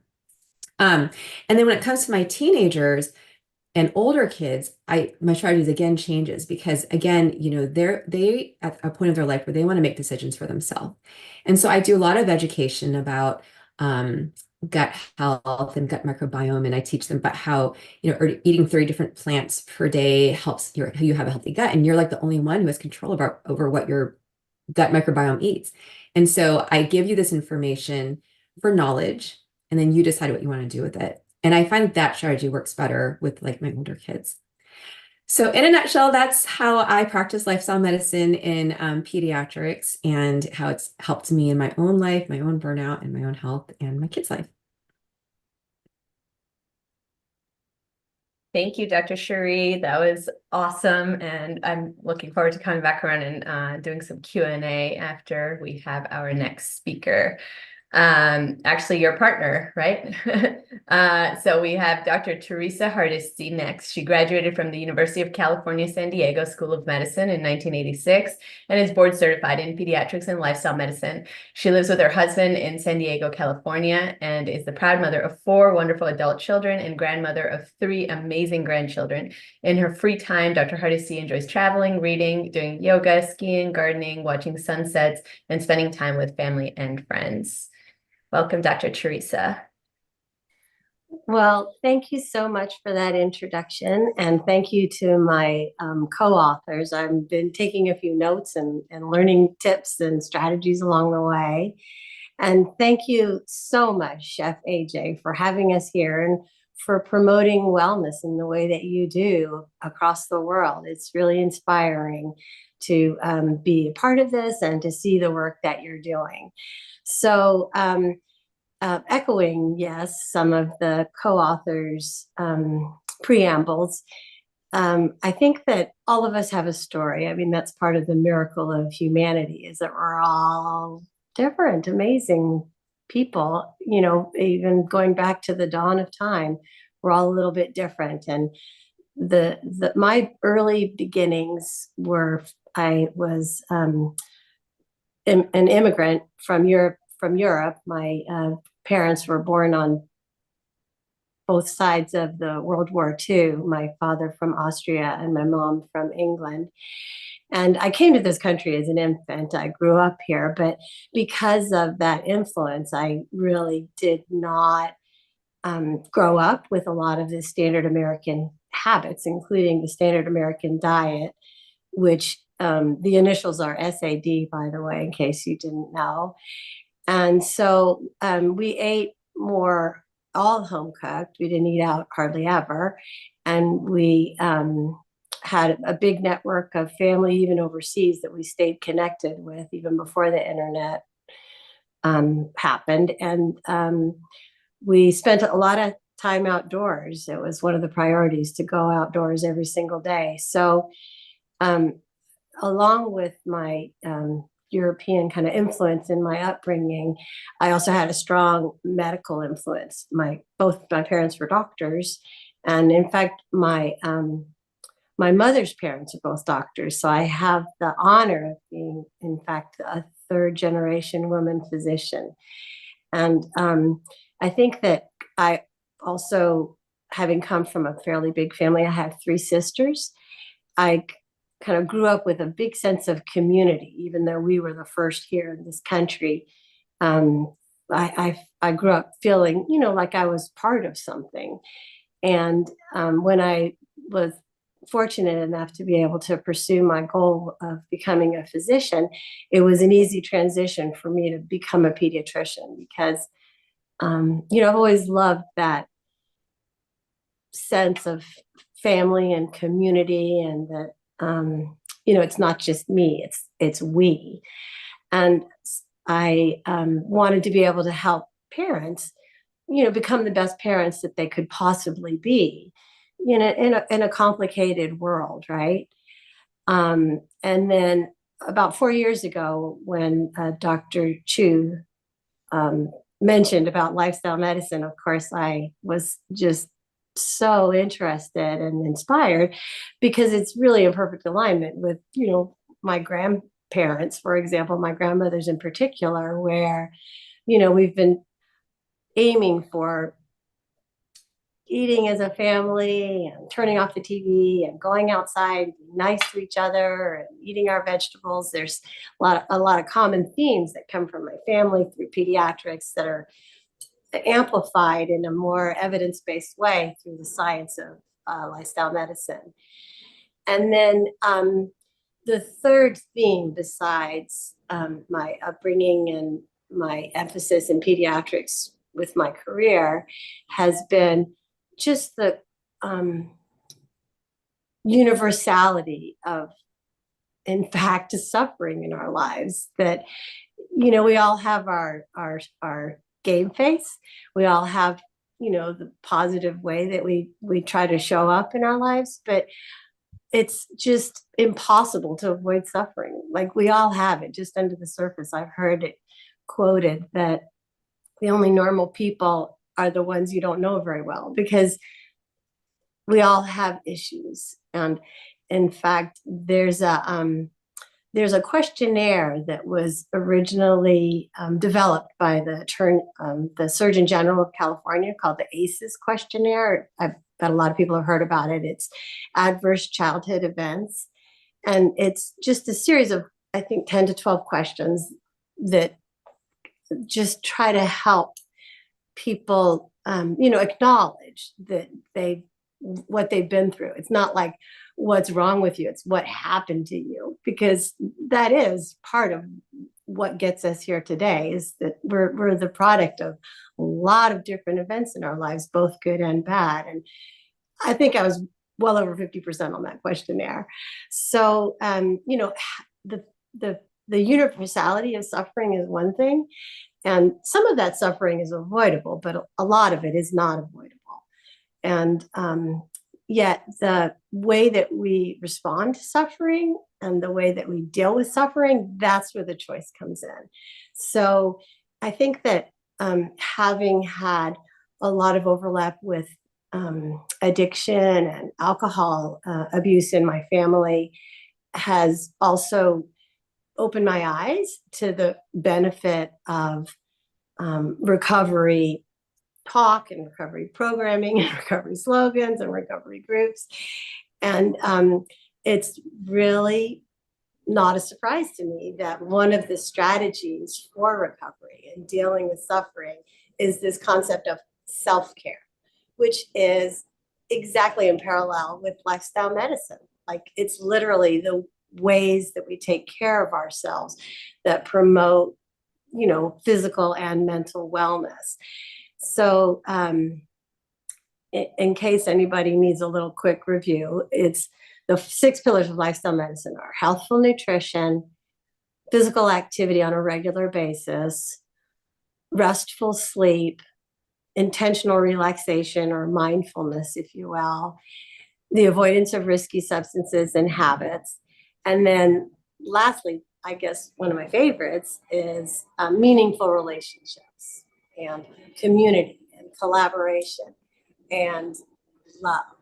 So I think that self-care starts with self-awareness, like what happened to you, what are your goals, and not just for me, but for you that I'm talking to. And then self-respect, right? Like, we all deserve self-respect, to respect ourselves and to respect our time, to set boundaries and to prioritize our own, goals and path in life. And then from there, self-love and me loving me and like accepting me for who I am and accepting my loved ones for who they are and not having to, judge and compare and change people. And again, echoing my co-authors, meeting people where they are opens the door to helping people see that they have choices too, and that they don't need to be defined by their past or, by other people's judgment of them. I recently, during one of my meditation practices, was just kind of inspired by a certain perspective on that idea of judging and comparing. And I'll share that with you because I thought it was really helpful, which is that when we compare, we, in a way, reject ourselves because we're not doing the thing, usually that we want to do better, or that someone else is probably doing better. We're rejecting ourselves, but in fact, we're also rejecting that other person in a way because we're not accepting them in their wholeness. We're just using that one trait, they've got good hair, or they've, got a happier marriage, or whatever it is, a better job, etc. So I think that that self-love concept that I've really been able to lean into based on, again, my own personal history, my professional history, and then my kind of work in the realm of recovery has allowed me to not judge myself and to, not judge others. And I practice still primarily in general pediatrics. I recently started a job share, which is part of my self-care strategy because I kind of needed a break and was able to, thank God. And then I also am the chair of the lifestyle medicine program at Sharp Healthcare, which is a big organization, 5 hospitals, 3 medical groups, 2 medical groups. And we're doing some really, I think, important work in the field of burnout prevention and helping to promote joy in medicine, which is actually an American Medical Association designation that we're seeking as an organization. And so we've been doing some CME, and we're looking to involve more stakeholders in our programming. And there's a website that's free with community resources that I think is hopefully in my resource list, which is sharp.com/bewell. And it has a lot of links to the American College of Lifestyle Medicine tip sheets about all the pillars. And it has some other kind of outside vetted resources that we use. And then in the future, we are hoping to do more and more group visits for our patient population, including for our staff and for our doctors potentially. And we hope to develop a lifestyle medicine consulting practice. We're not quite there yet. But meanwhile, we're educating all the doctors, more than 1,000 doctors. I think it's 1,600, 2,000, somewhere in that realm, to where other doctors can help, to spread this message with their patients, because that's a lot bigger voice than just me talking one-on-one. And then we're also doing some education in the community. I have PA students that come every week to my office that are learning about pediatrics, but lifestyle medicine. And then I'm also involved in the curriculum for the PA students, to be a lecturer there, and collaborate with UCSD Medical School as well for teaching medical students when I can. So, I think that anybody listening might appreciate that what we really need to do, besides educate the public, is educate future doctors and future clinicians about the priority of these practices in the way that they can prevent and reverse chronic disease, promote quality mental health, promote longevity, and prevent provider burnout, and have us be able to show up in real time to help people learn how to help themselves in a way that's loving and really caring and really healing, and not just going to put a Band-Aid on it. You're not just going to take a pill and see you next year. So thank you very much for listening and for your interest. And again, thank you, Chef AJ, for having us here today. It's been very impactful. Thanks, Dr. Teresa. That was wonderful. All 3 of you guys shared such amazing insights and information. Let me check with Chef AJ, see if we have any audience questions. Otherwise, I have a question for you guys. Let me look. Why don't you ask your question while I look through the chat? Okay. Well, the one thing you guys all have in common is that you're moms. Dr. Teresa has a even more distinguished honor of being a grandmother, which is amazing. I guess my question is about, similar to what Dr. Sheri talked about. I remember, coming straight out of the hospital, having a newborn in my hand, and then having to go back to work after, I think it was like 10 weeks when my baby was still a newborn, and struggling to, breastfeed and work full time and have a baby. So this idea of cooking and living a healthy lifestyle, that idea was just completely overwhelming to me. For me, I started just with focusing on how can we just eat more plants. So it was one thing, but I'm wondering, what tips do you have for, the new mom, the busy mom, to let's focus more on plants, like getting more plants in the diet, meal prep, anything from that perspective. What tips do you guys have? So I like to blanch vegetables. So I will get a big pot of water boiled. I learned this actually from the Healthy Kitchens, Healthy Lives conference, but you just get a big pot of water and you just boil it. And then you get vegetables the kind of vegetables that you like fork tender. So broccoli is good, asparagus is good, green beans. And then I'll just blanch them. So blanching means you boil it until it's like this nice spring green, fork tender. And then you have next to the stove an ice bath, which is basically a big bowl with ice cubes and water. And so then you put the vegetables into the ice bath and it stops the cooking right away. And that keeps like the texture good. So then I'll store it in the refrigerator like that. Not in the ice, but I'll drain it and then store it in the refrigerator. And then it's good to use throughout the week. And I will put it back in my kids' lunch. I can stir fry and just add a little bit of sauce, and it's super fast because the vegetables already cooked.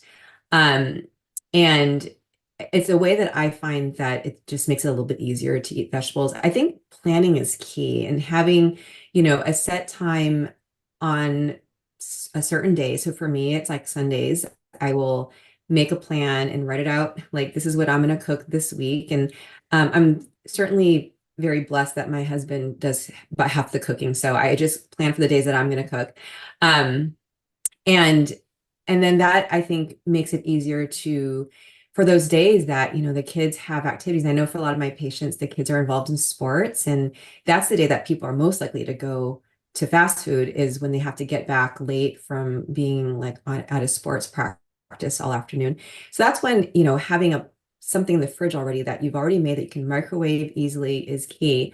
One thing I actually will also advise my patients, where they're really, really stuck just buying something from out to eat, which does happen, is that, I ask them, well, do you eat the food at the fast food place or do you bring it home? And they're almost always, they bring it home. And so then what I'll say is like, well, what if you kept like a big box of salad in the fridge or frozen broccoli in the freezer, and you just prepare it, you wash it or you microwave the broccoli, and then you make your plate now half broccoli and half the thing that you bought. It's a totally different plate than what you would have otherwise had. So that's another example of like food chaining, where you're making something that's very familiar and just making a little bit healthier. So that, I think, just planning is key. I love that. Yes. There's been a lot of questions on tofu, tempeh, and soy. How much is good? How much does everyone eat? I'll add one thing before I would defer to my colleagues on tofu and tempeh about the adding produce. I think that one of the negative things that I used to do that I try not to do anymore is tell people what not to eat. And rather than that, there's a much better reception if I just say what to add, just like Sheri was saying, with the food prepping and the adding the home cooked to the fast food. But I think that a handful of nuts a day is a really good strategy for wellness and for protein and for an afternoon snack. I think that adding berries to any morning meal is a really health promoting strategy. Dr. Greger, who was on your show recently, Chef AJ, says that beans and berries and green leafy are the three most important produce that you can eat every single day. And then another thing that I like to do is I'll ask people what kind of bread they eat, and try to use that as a switch to promote more whole grains. And if you look at like, what are the highest drivers of mortality? Added salt is number one, unfortunately, but a diet low in whole grains is number two, and low in fruits, and then low in veggies. And like red meat is important for sure, but it's not at the very top of the list of actionable items. And then I guess I'll defer to one of my colleagues on the tempeh and tofu question. I mean, I love tofu and tempeh, and I drink soy milk sometimes. And I've read enough data to know that the myth of soy is in our diets is overstated as far as that it's a problem. yes, even for young men, for example. So I think that just debunking that myth is a starter point for me. And I think that if you have at least 2 or 3 servings of protein a day and you try to make them diverse, and sometimes it's broccoli or lentils or tofu or nuts, that you'll be able to make a good variety that you get all the essential amino acids. It doesn't have to be all in the same bite. You can have them mixing up in your stomach. Dr. Nerrisa, you want to take the tofu tempeh question? Yeah, if I don't answer it because I don't remember the exact thing, I think you're just asking to talk more about that, then just let me know, I can answer it. But I'll try to tie it also to the children thing. So my son is a very picky eater from a very early age, and so I know how hard it is. He is plant-based, and there was like a month where I decided like I'm gonna do 30 every single day. I'm gonna do a different recipe of tofu and see what he likes. And by the 10th day, he was like, you know what, I'm just gonna have edamame. And I was like, that's great. Like, you just eat the edamame. And it was like, yes, it's not fortified with the B12, but it's like that could be a drop or whatever. But it's so good for him. And he eats 25, we have to count it out, 25 edamame every day, which is like gonna get bigger as the day goes on. But my whole thing is like, even if it's not enough or whatever, which edamame, by the way, is a complete protein. It's one of the only sources of plant-based complete protein. So it has all the amino acids, as well as tofu. Obviously, it's a derivative of that. Soy milk, whatever soy kind of product. But usually any kind of legume, tempeh is a complete protein too. So any kind of legume plus a whole grain is usually going to be a complete protein. So you don't have to worry about it too much. But it is sometimes they actually prefer the more whole foods, and I think that is surprising. I didn't even know that going into this, and it was like a really interesting thing. So among those, we do try to do the 3 servings of fruits and vegetables a day, and we sort of try to, like you get to have a pretzel stick or your popcorn after you finish like your strawberries or your, like whatever it is. And so we do try to do a little bit of rewarding because I know it's hard. It's hard, it's hard for him. My daughter, she's like a fruitarian. So, it just depends. Each kid is so different. It's like she'll just eat everything. She'll ask for the peppers. She doesn't even want, like whatever it is, unhealthy things. So I think it's just different for every kid. But did that answer some of the concerns or questions? I think I'll address the piece on soy again. I think as Dr. Hardesty was saying, there's so many misconceptions about soy that have been debunked by decades of human research now. And so we know that, and I'm particularly very passionate about talking about soy and debunking those myths because of my hereditary mutation and risk of breast cancer and all of that that I shared yesterday. And there's this whole talk, there could be a whole talk just on soy and the benefits of soy, but we know that whole food soy is good, not just for breast cancer risk reduction, but breast cancer risk recurrence reduction. It's great for your heart health, to lower your cholesterol. It's great for your gut microbiome. So there's just so many benefits to having soy. I think the one piece that I would emphasize on is that you really want to focus on whole food soy. So things like Dr. Nerrisa just said, edamame, which is like baby soybeans. You want to focus on things like tofu or tempeh or soy milk. So really you want minimally processed forms of soy. And 2 to 3 servings a day is perfectly fine. What you want to avoid is, and again, if you're kind of someone that's just starting to play with the plant-based diet and you need transition foods, that's fine. But what you really want to avoid are a lot of the heavily processed vegan foods like nuggets and the mock chickens and mock meats, because a lot of them are made with something called soy protein isolate, which is definitely more processed than all the other forms that I just talked about. So that's kind of, but again, if you're just kind of starting to transition, those foods are all fine or in moderation, but that's not where you want to get majority of your soy. Thank you.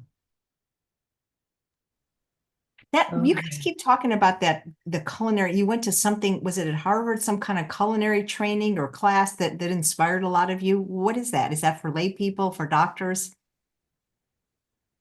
It's called Healthy Kitchens, Healthy Lives, and they hold it once a year at the Culinary Institute of America in St. Helena in the Napa Valley.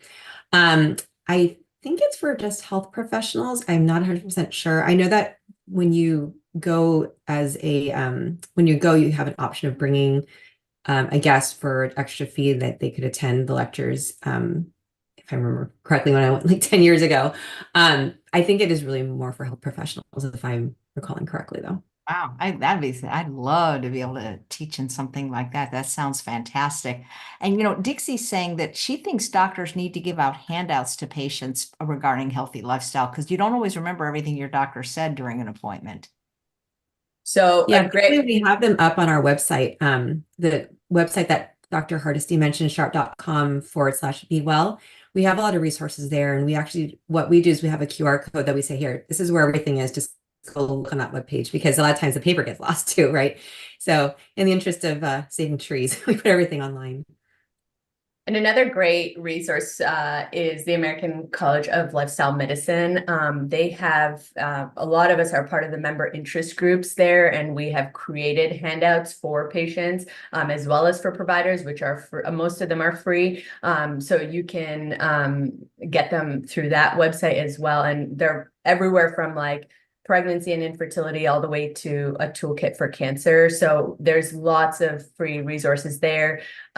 Specifically for cancer, there's the American Institute for Cancer Research, AICR. If you go on their website, they have lots of free downloadable information as well. And then PCRM, which is the Physicians Committee for Responsible Medicine, also free recipes, lots of free resources there. And it's all vegan, plant-based information for the most part. Yeah. Thank you. I will say though, the one thing that you were talking about, Chef AJ, what Dr. Sheri was talking about, the Healthy Kitchen, Healthy Lifestyles, that's a conference in California. But what we were talking about earlier is the Chef's Culinary Coaching Program. That is through the Institute of Lifestyle Medicine. I think that's what it's called at Harvard. So that's like a whole culinary coaching certification. Nice. I would like to add one more point, if I may, in case people don't know about it. Health coaching is one of the things that we are very much involved in lifestyle medicine. Like that is the strategy for behavior change. So a lot of us have learned health coaching type techniques that we use within our own practice, but there's separate health coaches that a lot of lifestyle medicine groups employ as a separate touch point with the patient, that they see the health coach even more than they see the provider, or in parallel. And some medical groups, including ours, have health coaching programs, and some health plans have it. In fact, I accessed health coaching recently for myself because I wanted to increase my meditation practice, and it was free through my health plan, and it was amazing. And it was 6 sessions, and they were each a half an hour, and I can do it 3 times a year on different topics that I want to for free. So if you want to look through your own, resources through your medical insurance, there's a possibility that you might be able to get health coaching as well. And it's amazing. Very cool. Nice. Awesome. All right. Any last minute questions or thoughts?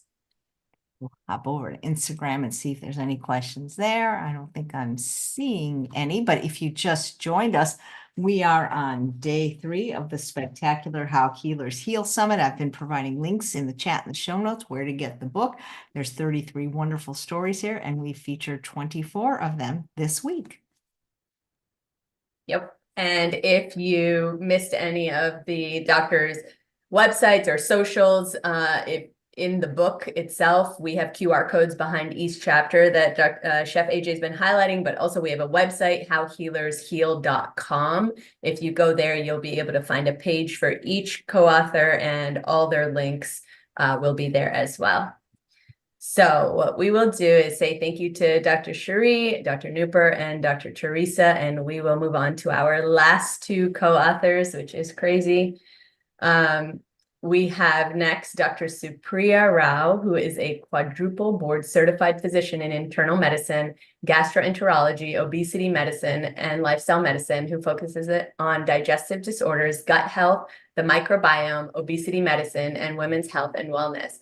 She received her undergraduate degree from the Massachusetts Institute of Technology, after which she graduated from Duke University School of Medicine. She completed her internship and her residency in internal medicine at the hospital at the University of Pennsylvania.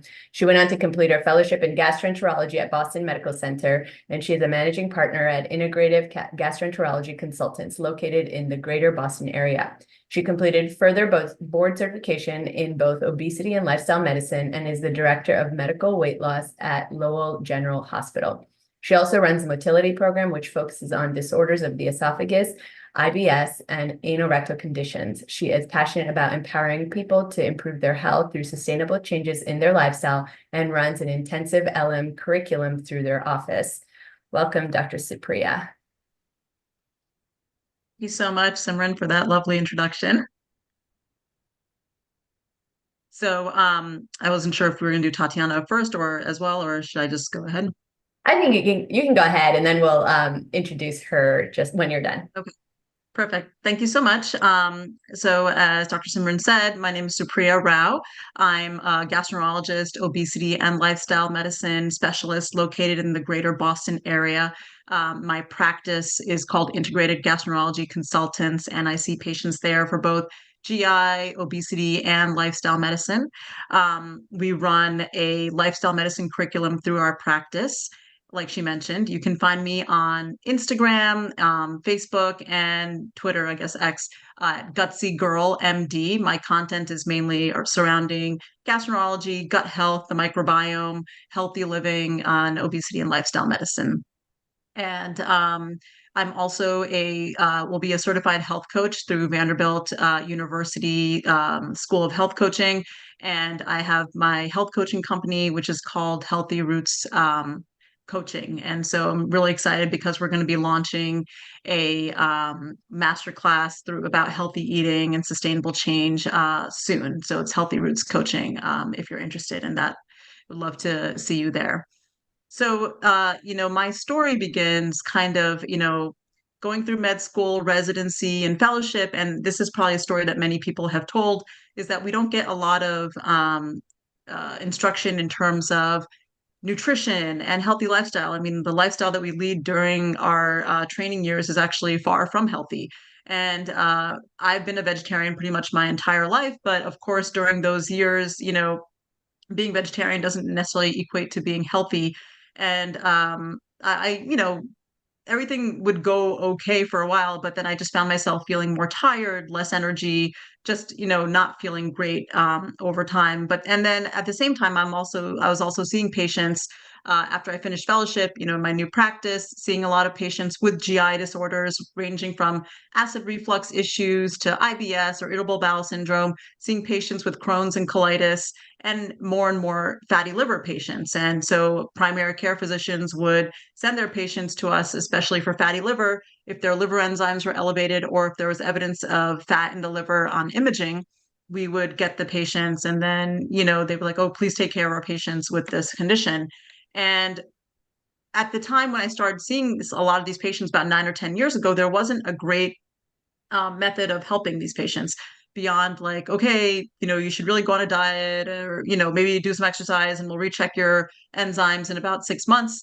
And, let's see how things go. And I actually talk about this a bit in my chapter, is that obviously wasn't great advice to give at that time. And I felt like I wasn't doing right by my patients. And I felt like I wasn't giving them the best tools in order to be successful in terms of living a healthy lifestyle. These were years of habits that needed to be changed, and to just kind of lecture and not give much more information or an action plan was not really the best way of doing it. So I felt like I needed to educate myself more first. And in doing so, I, pursued the obesity curriculum in obesity medicine at the ABOM. And I really got to understanding kind of like the physiology behind everything and why things happen, and kind of the medications that were starting to come along. And this was even before the GLP-1 kind of revolution over the last couple of years.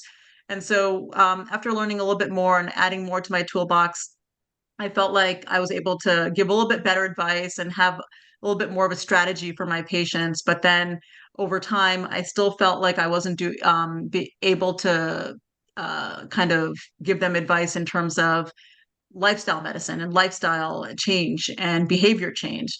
And so then I decided to pursue lifestyle medicine certification. And in doing that, that's where I felt like I finally was able to break through to a lot of patients, because you have patients coming to you asking what they want, but it was the ability to empower them and to make them think about what would be the best things to change in their life, and in giving them those tools to do it. I felt like that really helped.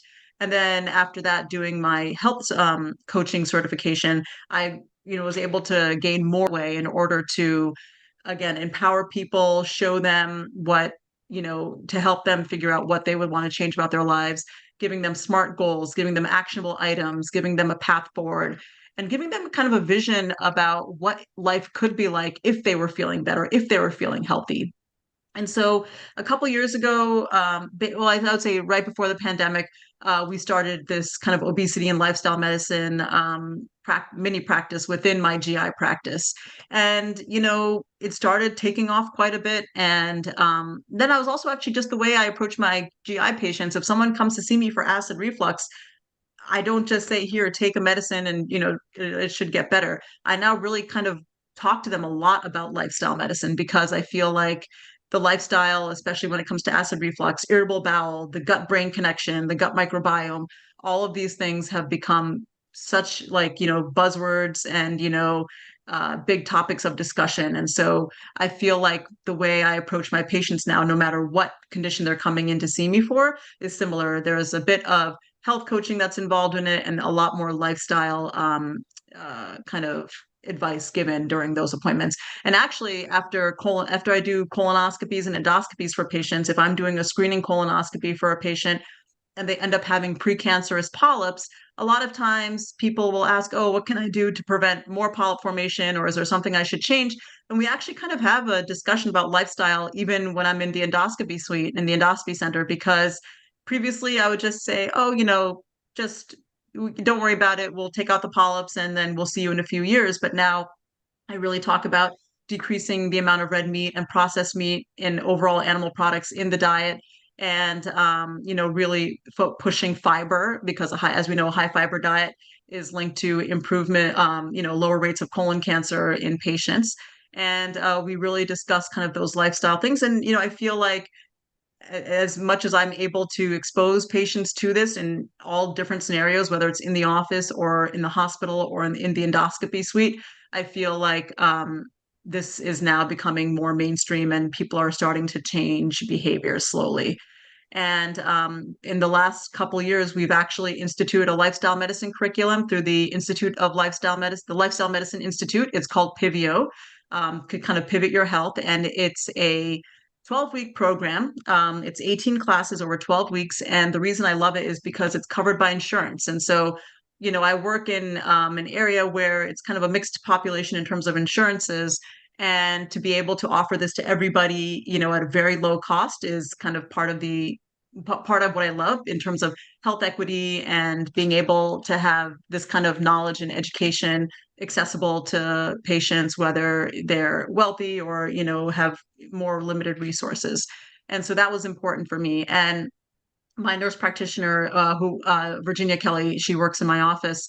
The two of us have been co-teaching these classes now for since 2022. And we started with a small group of 18 patients who were interested in changing their lifestyle because they had issues with cholesterol. They were diabetic, high blood pressure. Some of them had issues with rheumatologic disorders, inflammation, chronic pain. And what we saw in just 12 weeks with these 18 patients blew my mind.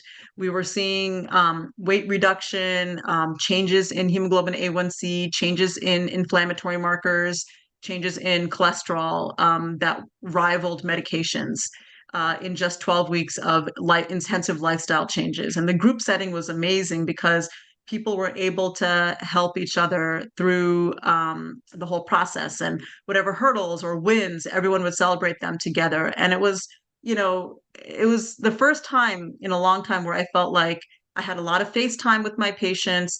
It was almost an hour and 15 minutes twice a week for 6 weeks, and then once a week for 6 weeks, over 18 sessions. That amount of time with a physician or, a nurse practitioner is very hard to come by. And so that this class has been so successful.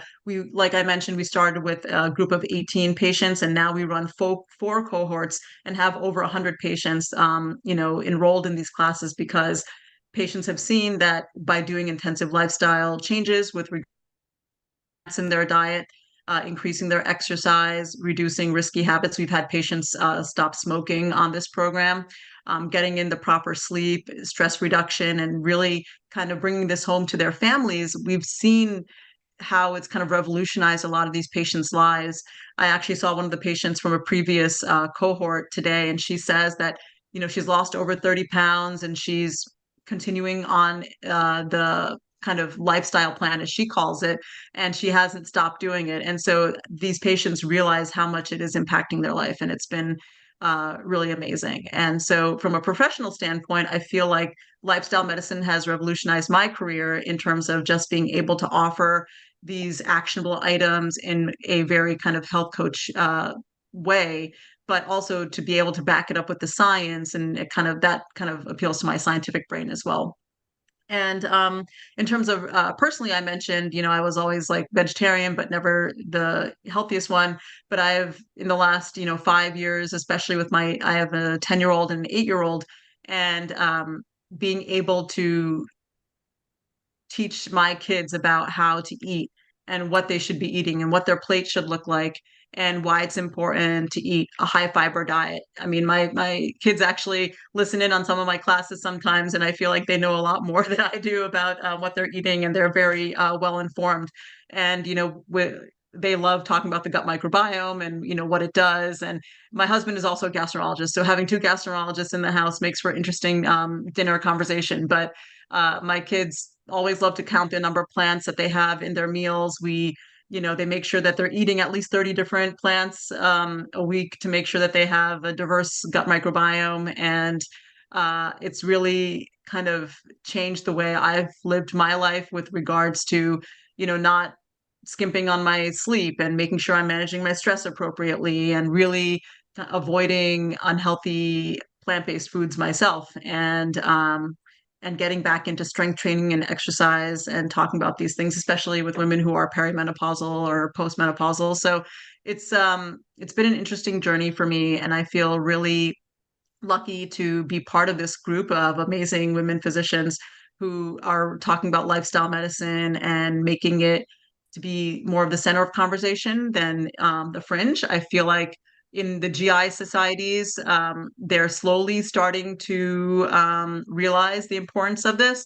I think, with the way the GLP-1 medications like Wegovy and Zepbound, which have been approved for weight management, have really helped talk about obesity in a way that it's a chronic disease, which I really appreciate, because I think there's a lot of bias and blame leveled against patients who suffer with it.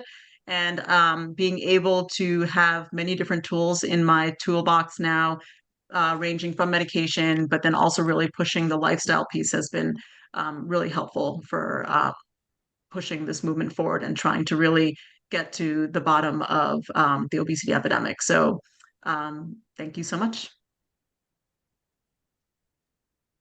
Thank you. Wow, two gastroenterologists in the same household. That's pretty interesting. Yeah. No, it's like I said, it's a fun time with my kids all the time whenever we talk about GI issues in the house. I was going to say, I wonder what the dinner table talk is. Yeah, so many, many years ago, I hosted a GI health summit, because so many people, even people that are healthy vegans, plant-based eaters, still have so many gut issues, particularly IBS. And, we talked a lot about the the gut-brain connection and all those kind of things. And it just seems like everybody I know has stomach problems. We will never be out of business.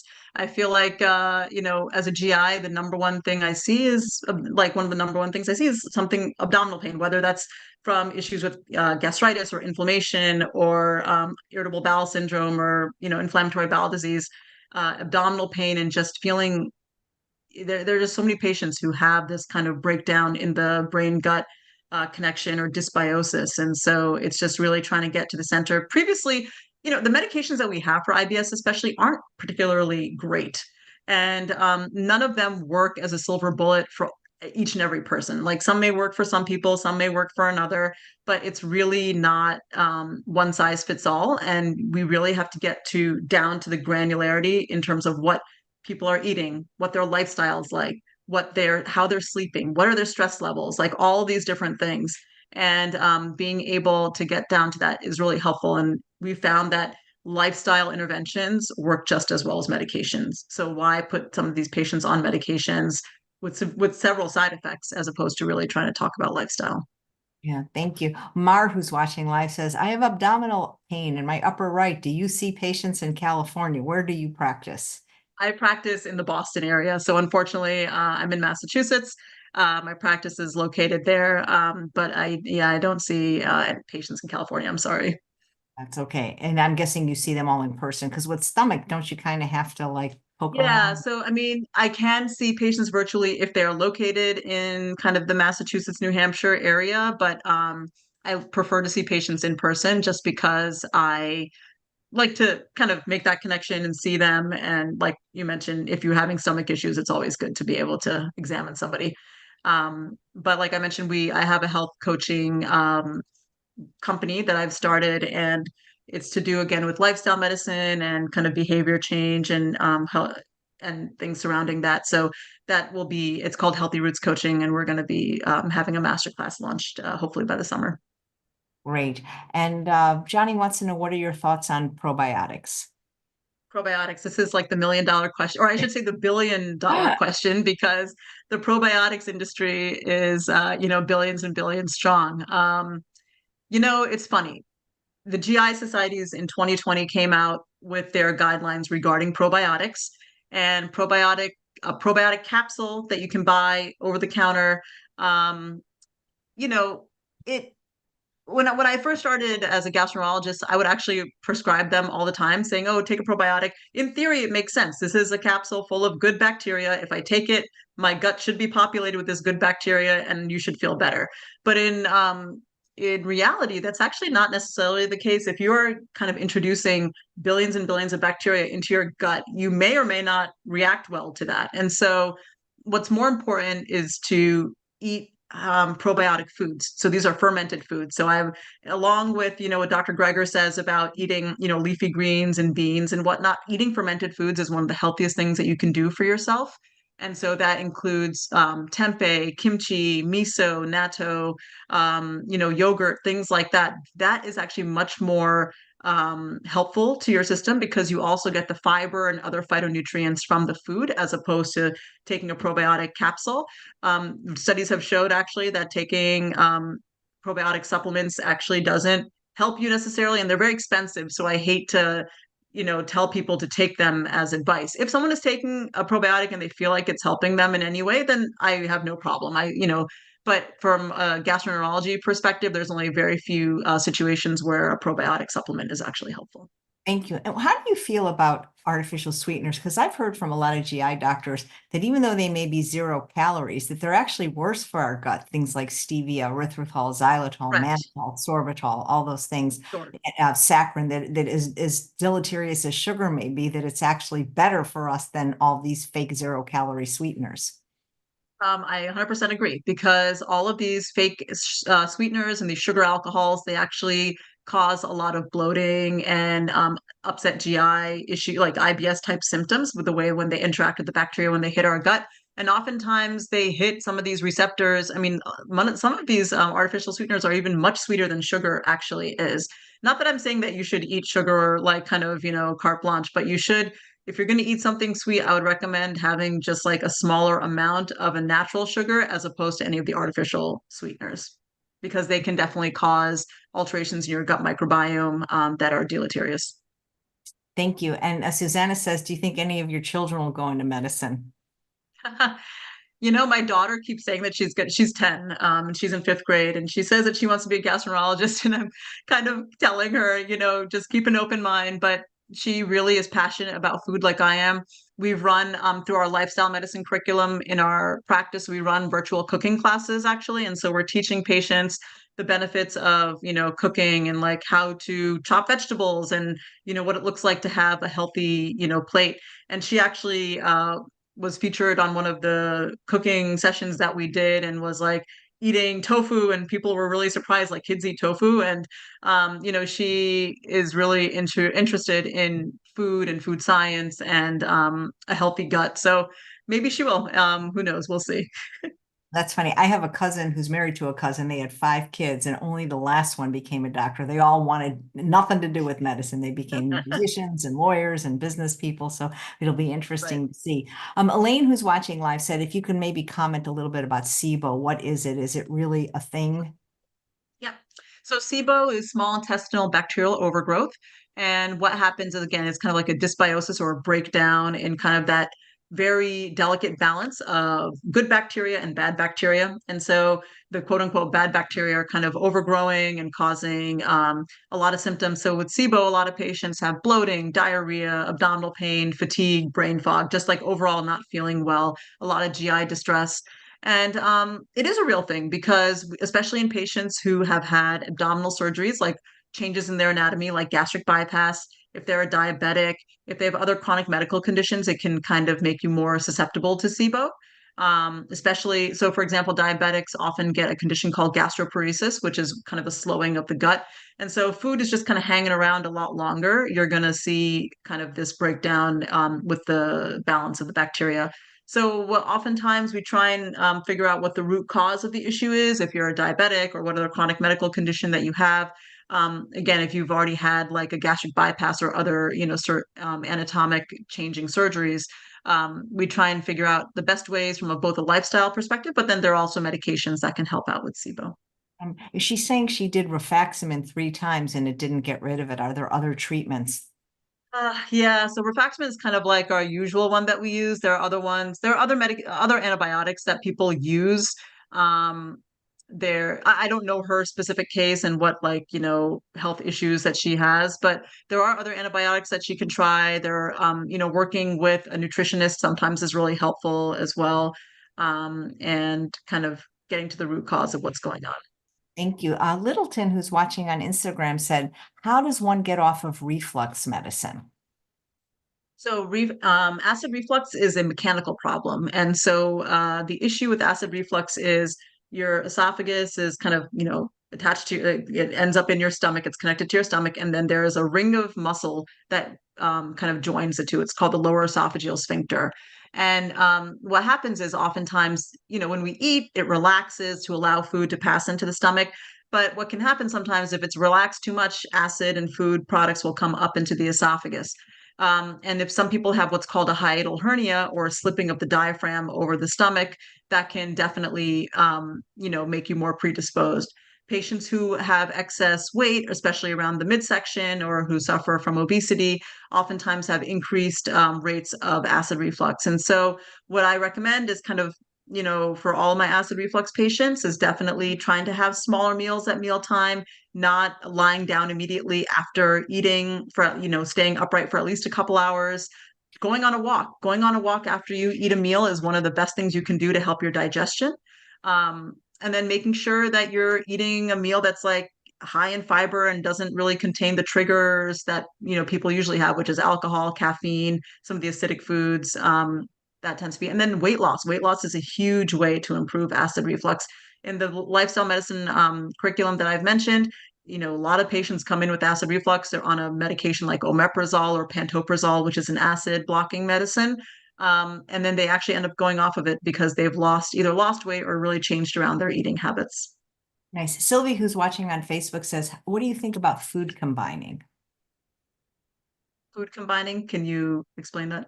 I'm not sure. I guess like when you just like, I don't know, because I'm, so I'll go to the next question from Marmar.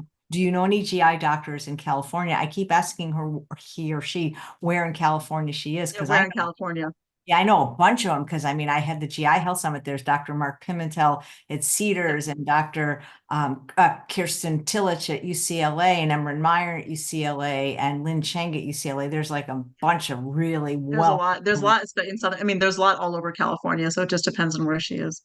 Right. Well, thank you so much. It's very nice talking to you. And just tell people where they can follow you if they can somewhere. Yes, thank you so much. So I'm on Instagram, Facebook, and Twitter on Gutsy Girl, GUTSYGIRL MD, Gutsy Girl MD. Those three platforms. My website is gutsygirlmd.com. My practice website is integrated, IGIC, integrated GIC.com. And my health coaching company is healthyrootscoaching.com. So you can find me on all those platforms. And just thank you so much.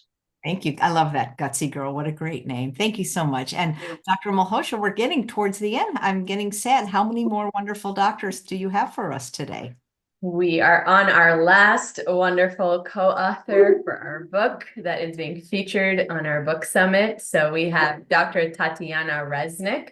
She is a practicing physician with over 25 years of clinical experience. She's double board certified in internal medicine and lifestyle medicine. And I'm sorry, my dog is barking in the background because all the kids are coming off the school bus. So I apologize. Dr. Resnik is a mother, a certified life coach, and the host of the Voices of Women's Physicians podcast. She immigrated to the US over 20 years ago from Uzbekistan, where she was a practicing cardiologist. In the US, she completed residency training at the University of Nevada, Reno. She is passionate about the impact lifestyle medicine can make on improving health. And in her free time, Dr. Resnik enjoys spending time with family, friends, creating easy and delicious recipes, cooking plant-based meals, traveling, reading, and photography. Welcome, Dr. Resnik. Thank you so much. I'm so happy to be here today. And I really appreciate J, everything what you do, and appreciate all my colleagues, co-authors of this amazing book for sharing valuable knowledge and experience.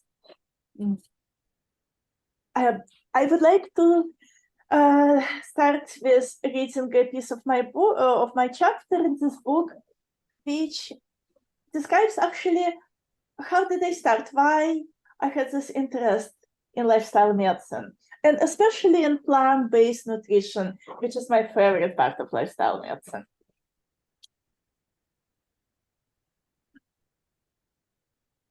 It was a busy evening in the ER. Our next patient was a young lady who fainted while walking. She was brought in by a bystander who happened to witness her fainting. He carried her in his arms all the way to our hospital. It was not a small distance, as our hospital was several blocks away and it was raining. I do not know his name, so I remember him as a kind stranger. He appeared to be in his mid-40s with an athletic build, glowing skin, and healthy-looking hair. He radiated kindness, vitality, and strength. The patient's friend, another young lady, was nearby and was providing her history. She kept thanking the kind stranger for helping and bringing the patient all the way to the ER. They were chatting, and somehow he mentioned his age. That caught my attention. He was 62 years old. 62? I thought I misheard. So I asked him directly. Yes, 62. I asked surprised. How is it possible? What's your secret? You look like you're in your mid-40s. What helps you stay young and strong? Are you exercising 5 hours a day every day, or good genes? He laughed and replied, not at all. I seldom exercise, but I have always been physically active at work. Both my parents and grandparents were not that healthy and died before the age of 60. I have just been eating right since I was in my early 20s. What do you eat? Both the patient's friend and I asked in unison. I expected to hear about some exotic diet and supplements. I only eat plants, he replied. No animal food at all. Most of my food is fresh, with plenty of greens and salads every day. No processed food, no sodas, and almost no sugar, except on special occasions. For dessert and snacks, I eat fruits or nuts. You can try it and see. What also helps, is I don't sweat the small stuff, which helps to keep my stress levels down. But where do you get your protein from? I asked. He clearly didn't like muscle mass. There is plenty of protein in beans, veggies, and greens, he replied. I also love eating buckwheat, so I use it instead of other grains in many meals. It is rich in protein. Vitamin B12 is the only supplement I take on a vegan diet, he shared. So this part describes this encounter, which actually kind of opens the door for me to start on a plant-based diet and my interest in it. I always wanted to be vegan, but for ethical reasons, just simply because I felt bad for eating all of those animals. Why would I eat them? There are so many delicious fruits and vegetables and nuts and berries all over. Why to eat them? But my family always was saying, everyone was saying, oh, if you don't eat protein, you're gonna be weak, you're gonna be sick, you will not grow, you will have this and that problem. And I was simply afraid. I didn't want to get sick. So I kind of followed what everyone else is doing. But after meeting this person, I said, nothing bad gonna happen if I try it. And I tried it for 1 month. And I felt amazing. And I tried it for 2nd month and 3rd month. And no, I didn't feel any worse. In fact, at that time when this event which I described happened, I was working full-time as a nurse in ER. I did nursing school prior to medical school. So I was on call every 3rd night from 4 p.m. until morning. I was basically working night shifts, 16-hour shifts. And I was starting full-time doing daytime in medical school. So I had very little sleep, hardly ever any free time.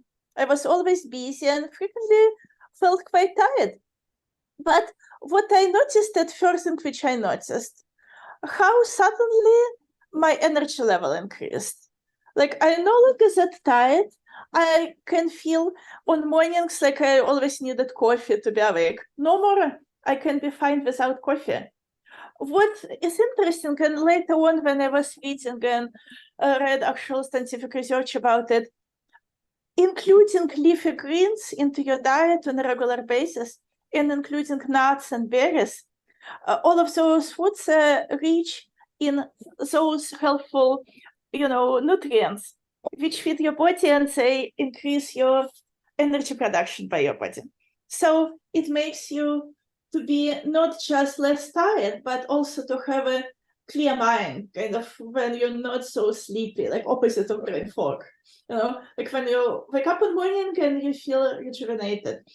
So I felt amazing after starting this diet, and I kept it in one or other form, not always really strict plant-based. Sometimes I would add like eggs or cheese. Cheese was the hardest to get rid of, because cheese is actually addicting. There is actually research about it. But eventually I became plant-based, and for many years I was on plant-based vegetarian or vegan diet for like over 20 years. So eventually I graduated from medical schools and did additional training. I was practicing as a cardiologist back in my home country, Uzbekistan.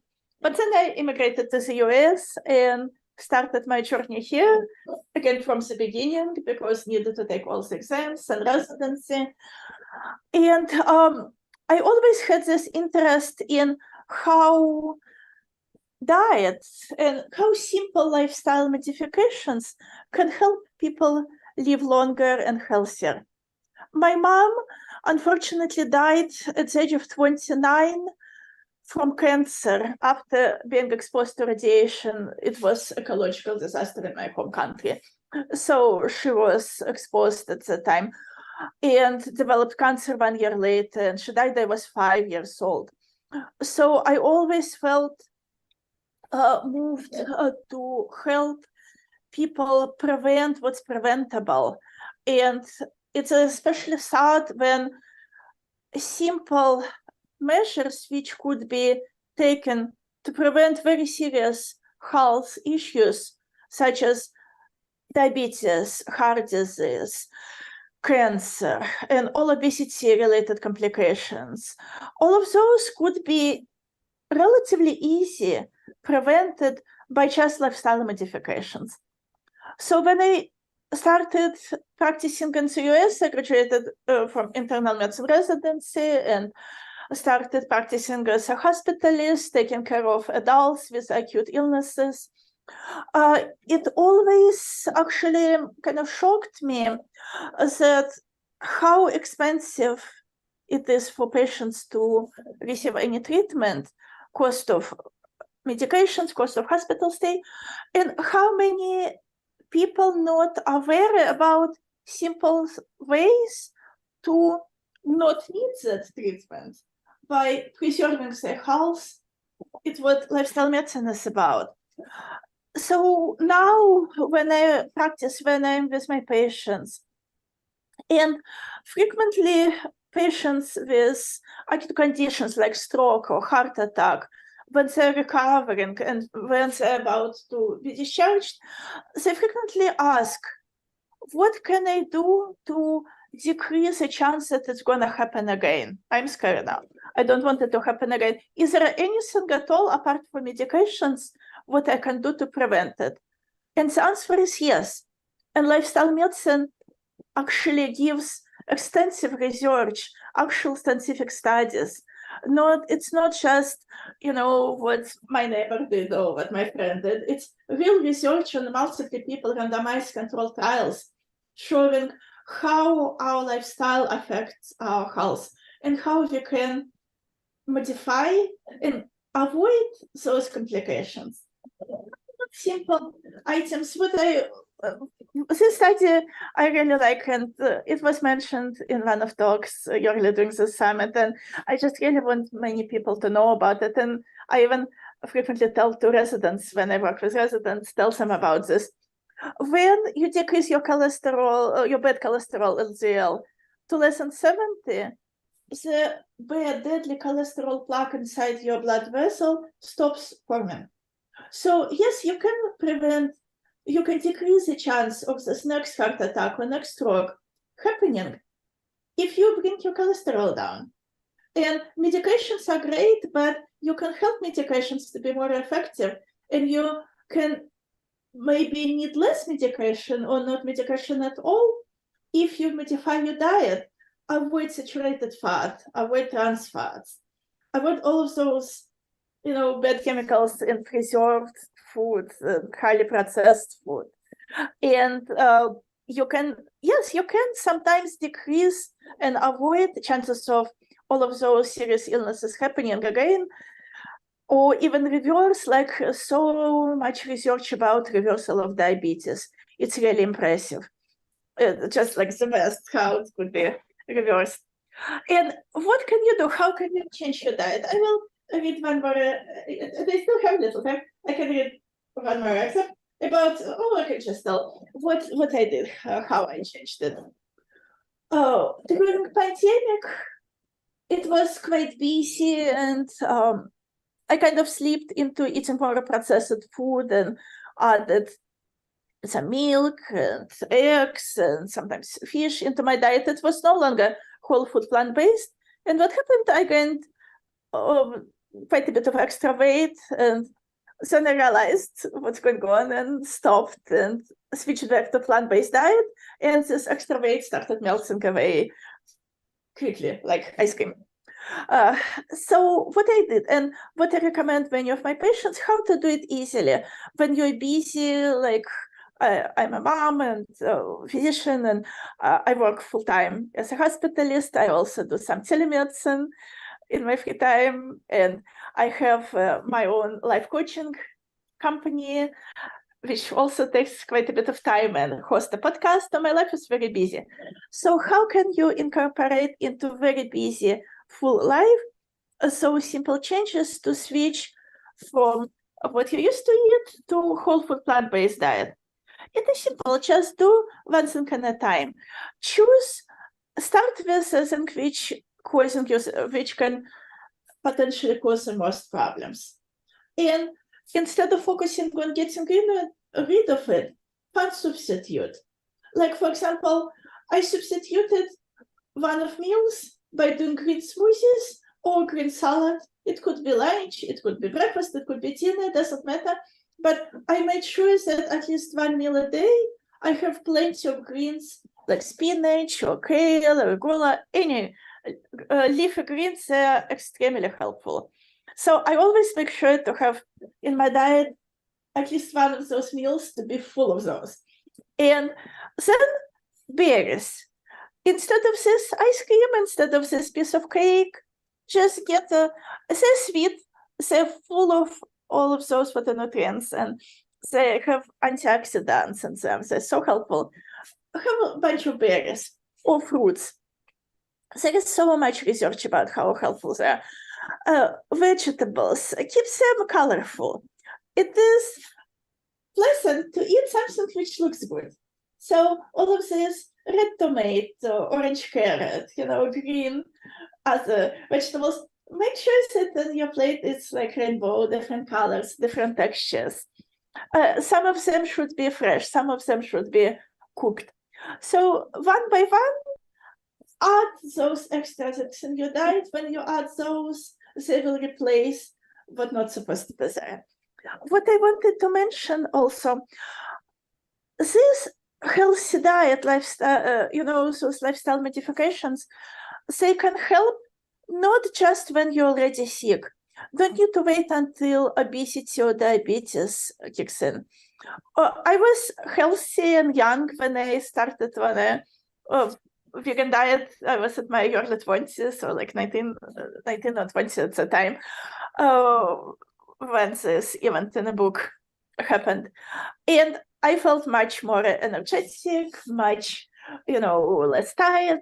So when you're healthy, try this healthy diet, and you will be healthy for longer time. And you will already, even if you already feel well, you will feel even better than well when you start, And second item I wanted to mention, there is a big difference between plant-based diet and whole food plant-based diet. And this is one of reasons why sometimes people go on a vegetarian vegan diet and actually don't feel well. Need to avoid processed food, and this is extremely important. Like all of those plant substitutions, like something which looks like chicken nuggets, but actually it's gluten or soy, or something which looks like a burger, but actually it's highly processed stuff. All of those are okay, just a transitional phase when you're getting off meat and transitioning to plant-based. So initially it's good, just for a short, very brief period of time while you're getting used to. But for a long time, for your lifelong diet, you need to focus on actually real food, something which, like apple, not apple juice, not apple, something else, real apple, or like a real tomato, real greens, not green smoothie not green this powder which you will be making green smoothies from. It probably lost already more than half of good nutrition. If you can, try to incorporate actual real food.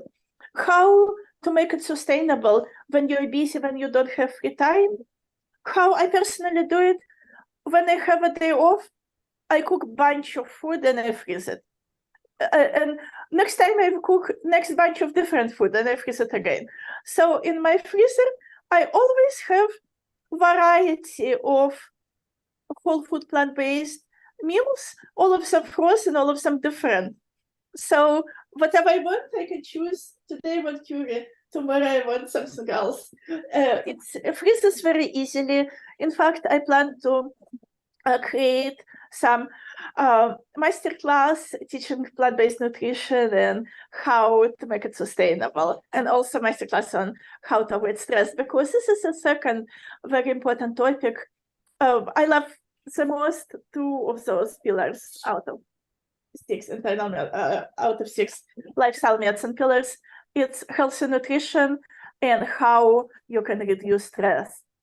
reducing stress is extremely important, and so many ways exist. You heard already a lot of from my colleagues in previous talks, but some of those methods are very easy, and you can incorporate them into a very busy day. For example, when I drive to work, I practice gratitude. I say 3 things I'm grateful for and why I'm grateful for them. Like, I'm grateful for this beautiful weather today, and it's no snow because it's so easy for me to drive to work. Like anything. And I try to make them different every time. So it brings my mood up. So when I arrive to work, I'm already in a good mood. And on evenings, I try to focus on what was good today, because days are busy and a lot of things happening, but it's important to extract those little nuggets of happiness out of the day, you know? So you focus, no matter how bad the day was, there probably was at least 3 good things which happened today. So focus on those. You know, there are so many other ways. Meditation, it's so helpful. It improves sleep, it improves so many, it's really healing. And one of simple ones which I like is boxed breathing. So you just breathe by 4. 1, 2, 3, 4. You breathe in, then you hold breath, 1, 2, 3, 4. Then you take it out. So those couple of things I wanted to mention, but I really appreciate this opportunity to be here. And I practice in California. I live in Northern California in Chico, and I work in Reading. And I see clients via, I see clients online, my coaching clients. I have coaching practice. I have 2 arms in my coaching business. One is regarding, wellness, healthy nutrition, improving life, improving joy in your life, stress reduction. And second one is specifically for women physicians, and I help them to start and grow successful side businesses. So, and I also host a podcast called Voices of Women Physicians, where I interview women physicians, experts, leaders, innovators who share inspiring journeys and helpful practical strategies from the areas of expertise. It is helpful not just for physicians, it's helpful for any person who wants to learn something new and inspiring. Thank you so much. That was wonderful. I appreciate everything you said. And Dr. Malhotra, I sure appreciate you coordinating this. It couldn't have been easy to get all these wonderful physicians to take time out of their busy days to appear. Absolutely. Thank you so much for having us, Chef AJ. So we're going to wrap it up.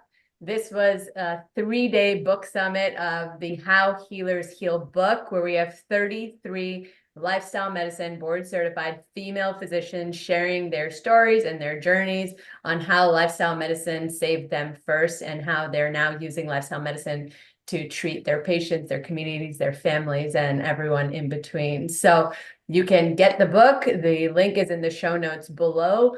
And all of the authors can be found on howhealersheal.com. We featured 24 of them in this summit. You can get all their websites, their links, their socials, everything. And my name is Dr. Simran Malhotra. I was your co-host for this event. I'm so grateful to Chef AJ that we were able to put this together. I am particularly really interested in cancer risk reduction for people at high risk with genetic mutations. So if you want to follow me on social media, you'll be able to get all the content that I share there. I'm at Dr. Simran Malhotra, at Simran.Malhotra. You'll get my links in the show notes as well. And my website is wellnessbylifestylemd.com. And I also do some coaching on the side as well. So we are so grateful for you all to be tuning in. If you did not catch the replays, day 1 and day 2 are up, and please share this with anybody who you think would find it valuable. Thank you, Chef AJ, for having us. Thank you. I'm going to miss you all. And thanks all of you for watching another episode of Chef AJ Live. Please come back in about an hour at 2 p.m. Pacific time. My guest is Audrey Dunham. She has a brand new line of vegan cookies, and she's going to be making some of them on the show. Take care, everyone, and get the book. The proceeds go to the American College of Lifestyle